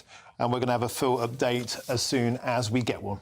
Now, moving on, the Edinburgh Fringe Festival is usually home to weird and wonderful stage shows from a variety of different acts. But this year, visitors are in for something a little bit different, as the great Bobby Davro heads to the Scottish capital. And I'm delighted to say that Bobby Davro joins me now. Bobby, welcome to the show. We tried to get you on Friday. Let there be light. We've got you now. Bobby, it brings me a particular joy not only to see you, a comedian I grew up with, you're an absolute living legend, but also the fact you're in the Edinburgh Fringe. I always thought that was full of thespians and lovies. So this is what they call putting the cat amongst the pigeons. Tell us more. Where do I fit in? Weird and wonderful. I'm one of the old ones from the 80s. I'm still going. I'm the only one from the 80s that hasn't been arrested. And I'm out there doing my stuff. I did it last year. I did 2 nights at this venue called Frankenstein's. And I enjoyed it so much. And they asked me, we did very well. And they said, would you come back to do the whole run? And I'm coming back. I'm going to do the whole run, and I'm looking forward to it. In fact, I've been working today. I've got my impressionist coach here, Mr. Danny Postel. He helps me with my impressions. Well, let's have a little bit then. Can you give us a flash of some of your impression material? We might expect 20 days this tour. I'll be doing a bit of Michael McIntyre. You know, is that any good? Michael McIntyre is slightly higher. Not too good. Make me look rubbish. You know, I'll be doing me John Bishop as well. You know, I don't do a bad John. Is that any good? Well, John Bishop, you've got to be slightly higher, haven't you? The thing is with John. The thing is look. I can do Alan Carr, but I'll go, oh, yeah, it's Alan Carr, chatty man. There you go. No, the thing is with Alan Carr, for every sentence you look like you're going to throw up. Clear up, you're ruining it for me. And he does me. Do me. Oh, well, that's dreadful. Dreadful. Does up his hand. Dreadful. We're down the pub, Martin, and we're having a little bit of a jolly down here tonight. It's good fun. Well, I think everybody could do the bit of cheering up at the moment, Bobby. It's been one of those news days. There's a lot of serious stuff in the world, and comedy gives us a great escape from that. Heaven knows we need it. Tell us about before you went last year, because, I mean, let's be honest, like I said, the Fringe Festival we associate with the thespians, the lovies, the alternative comedians. Bobby, you're a great survivor, a career spanning many decades. Do you go a bit retro? Do you go a bit non-PC? Do you go off-piece? And I guess that's what people want. I think so. It's getting difficult now. I was in PC World yesterday. You can't say anything in there. I think that people are coming away from that. I think funny. The title of the show is "Everything is Funny If You Can Laugh at It," and it's everyone is entitled to be offended, Martin, but everyone is also entitled not to be offended. So that is the rule of thumb for me. I think you come along. If you don't really enjoy what we do, you don't have to spoil it or cancel us. Just don't come or just leave if you're not enjoying it. But actually, the majority of people enjoy what I do still. So as long as they're still laughing, I'll still be doing it. And tickets are available there. Tell people, Bobby, how they can get their mitts on a ticket. No doubt, just like last year, this is going to sell out like hotcakes. Yes, I hope so. I love performing. I'm 46 years in the business, and you know, I'm enjoying it, and that's what it's all about. And do you think, Bobby, they won't try and cancel you there, will they? I guess you'll have some boys on the door. If the Just Stop Oilers or the Just Stop Bobby Davroers try and get in, you'll muscle them out of the way. I don't think I'll get cancelled. I'm not that controversial. I'm quite adult now, but I do topical stuff. It's not. A lot of people might think that I'm still doing Frank Spencer impressions, but of course I'm not. I'm doing all the modern ones. That I'm doing the what's his name? The president guy. That shows Donald J. Trump. What does the J stand for? Genius. Do your Donald. Well, you know, Donald's a great guy. What I love about Donald is it looks like he's squeezing a ball. Oh, that's enough, mate.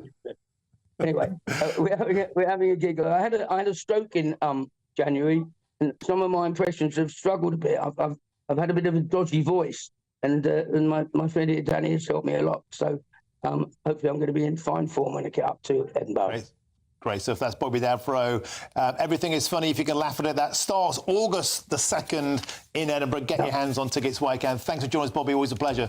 Now, that's all from me for now. Jubes & Co. is up next. And don't forget to join us from 6 a.m. tomorrow. It's Breakfast with Eamon and Isabel, followed by Britain's Newsroom at 9:30 with Andrew and Bev, and then Tom and Emily with Good Afternoon Britain from midday. And I'll be back on your screens at 7 o'clock this evening, and then again at tomorrow at 3 p.m.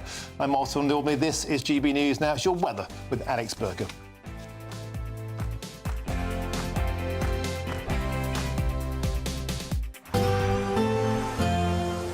Looks like things are heating up. Boxed boilers, sponsors of weather on GB News. Hello again. It's time for your latest GB News weather forecast coming to you from the Met Office. Plenty of hot and sunny weather to come through the next couple of days. Yes, across northern parts it's a bit cloudier here and there has been some rain today, and there will be a little bit more rain to come because there is a front pushing its way in. That's edging southeastwards across parts of Scotland and Northern Ireland as we go through this evening and overnight, but it's breaking up, so most of that rain is actually going to ease and clear through as we go through the early hours of tomorrow morning. For many then it is going to be a dry night, some clear skies, the odd pocket of mist and fog. For some, particularly across England and Wales, perhaps a touch warmer than last night, maybe a bit more difficult for sleeping, but towards the northwest perhaps a little bit cooler than last night. As we go through tomorrow morning, like I said, there could be some mist and fog patches around, but these should quickly clear because there will be plenty of sunshine. A sunny start across much of England and Wales, a bit cloudier across the far north of England, and a little bit of cloud, perhaps the odd shower across some parts of Northern Ireland and Western Scotland. But for Eastern Scotland, it's actually looking largely fine. Plenty of blue skies, plenty of sunshine here as well. Through the day, yes, there could still be a few showers, most likely across parts of Scotland, Northern Ireland and maybe into Northern England too, but on the whole it's looking dry, plenty of sunshine around, and with that temperatures are going to rise. It's likely to be even hotter than today for many places. There's a good chance that we're going to get into the low 30s Celsius with highs of around 32 Celsius towards the southeast, and even further north we're looking at temperatures in the low to mid 20s for many places. As we go through later Tuesday, we're sticking with the fine picture. Another fine evening to come, plenty of late sunshine around, but there is a change on the cards. There's going to be a thundery breakdown as we go through later this week, likely to be sometime Wednesday into Thursday, with temperatures then dropping. Bye-bye. That warm feeling inside from Boxed Boilers, sponsors of weather on GB News.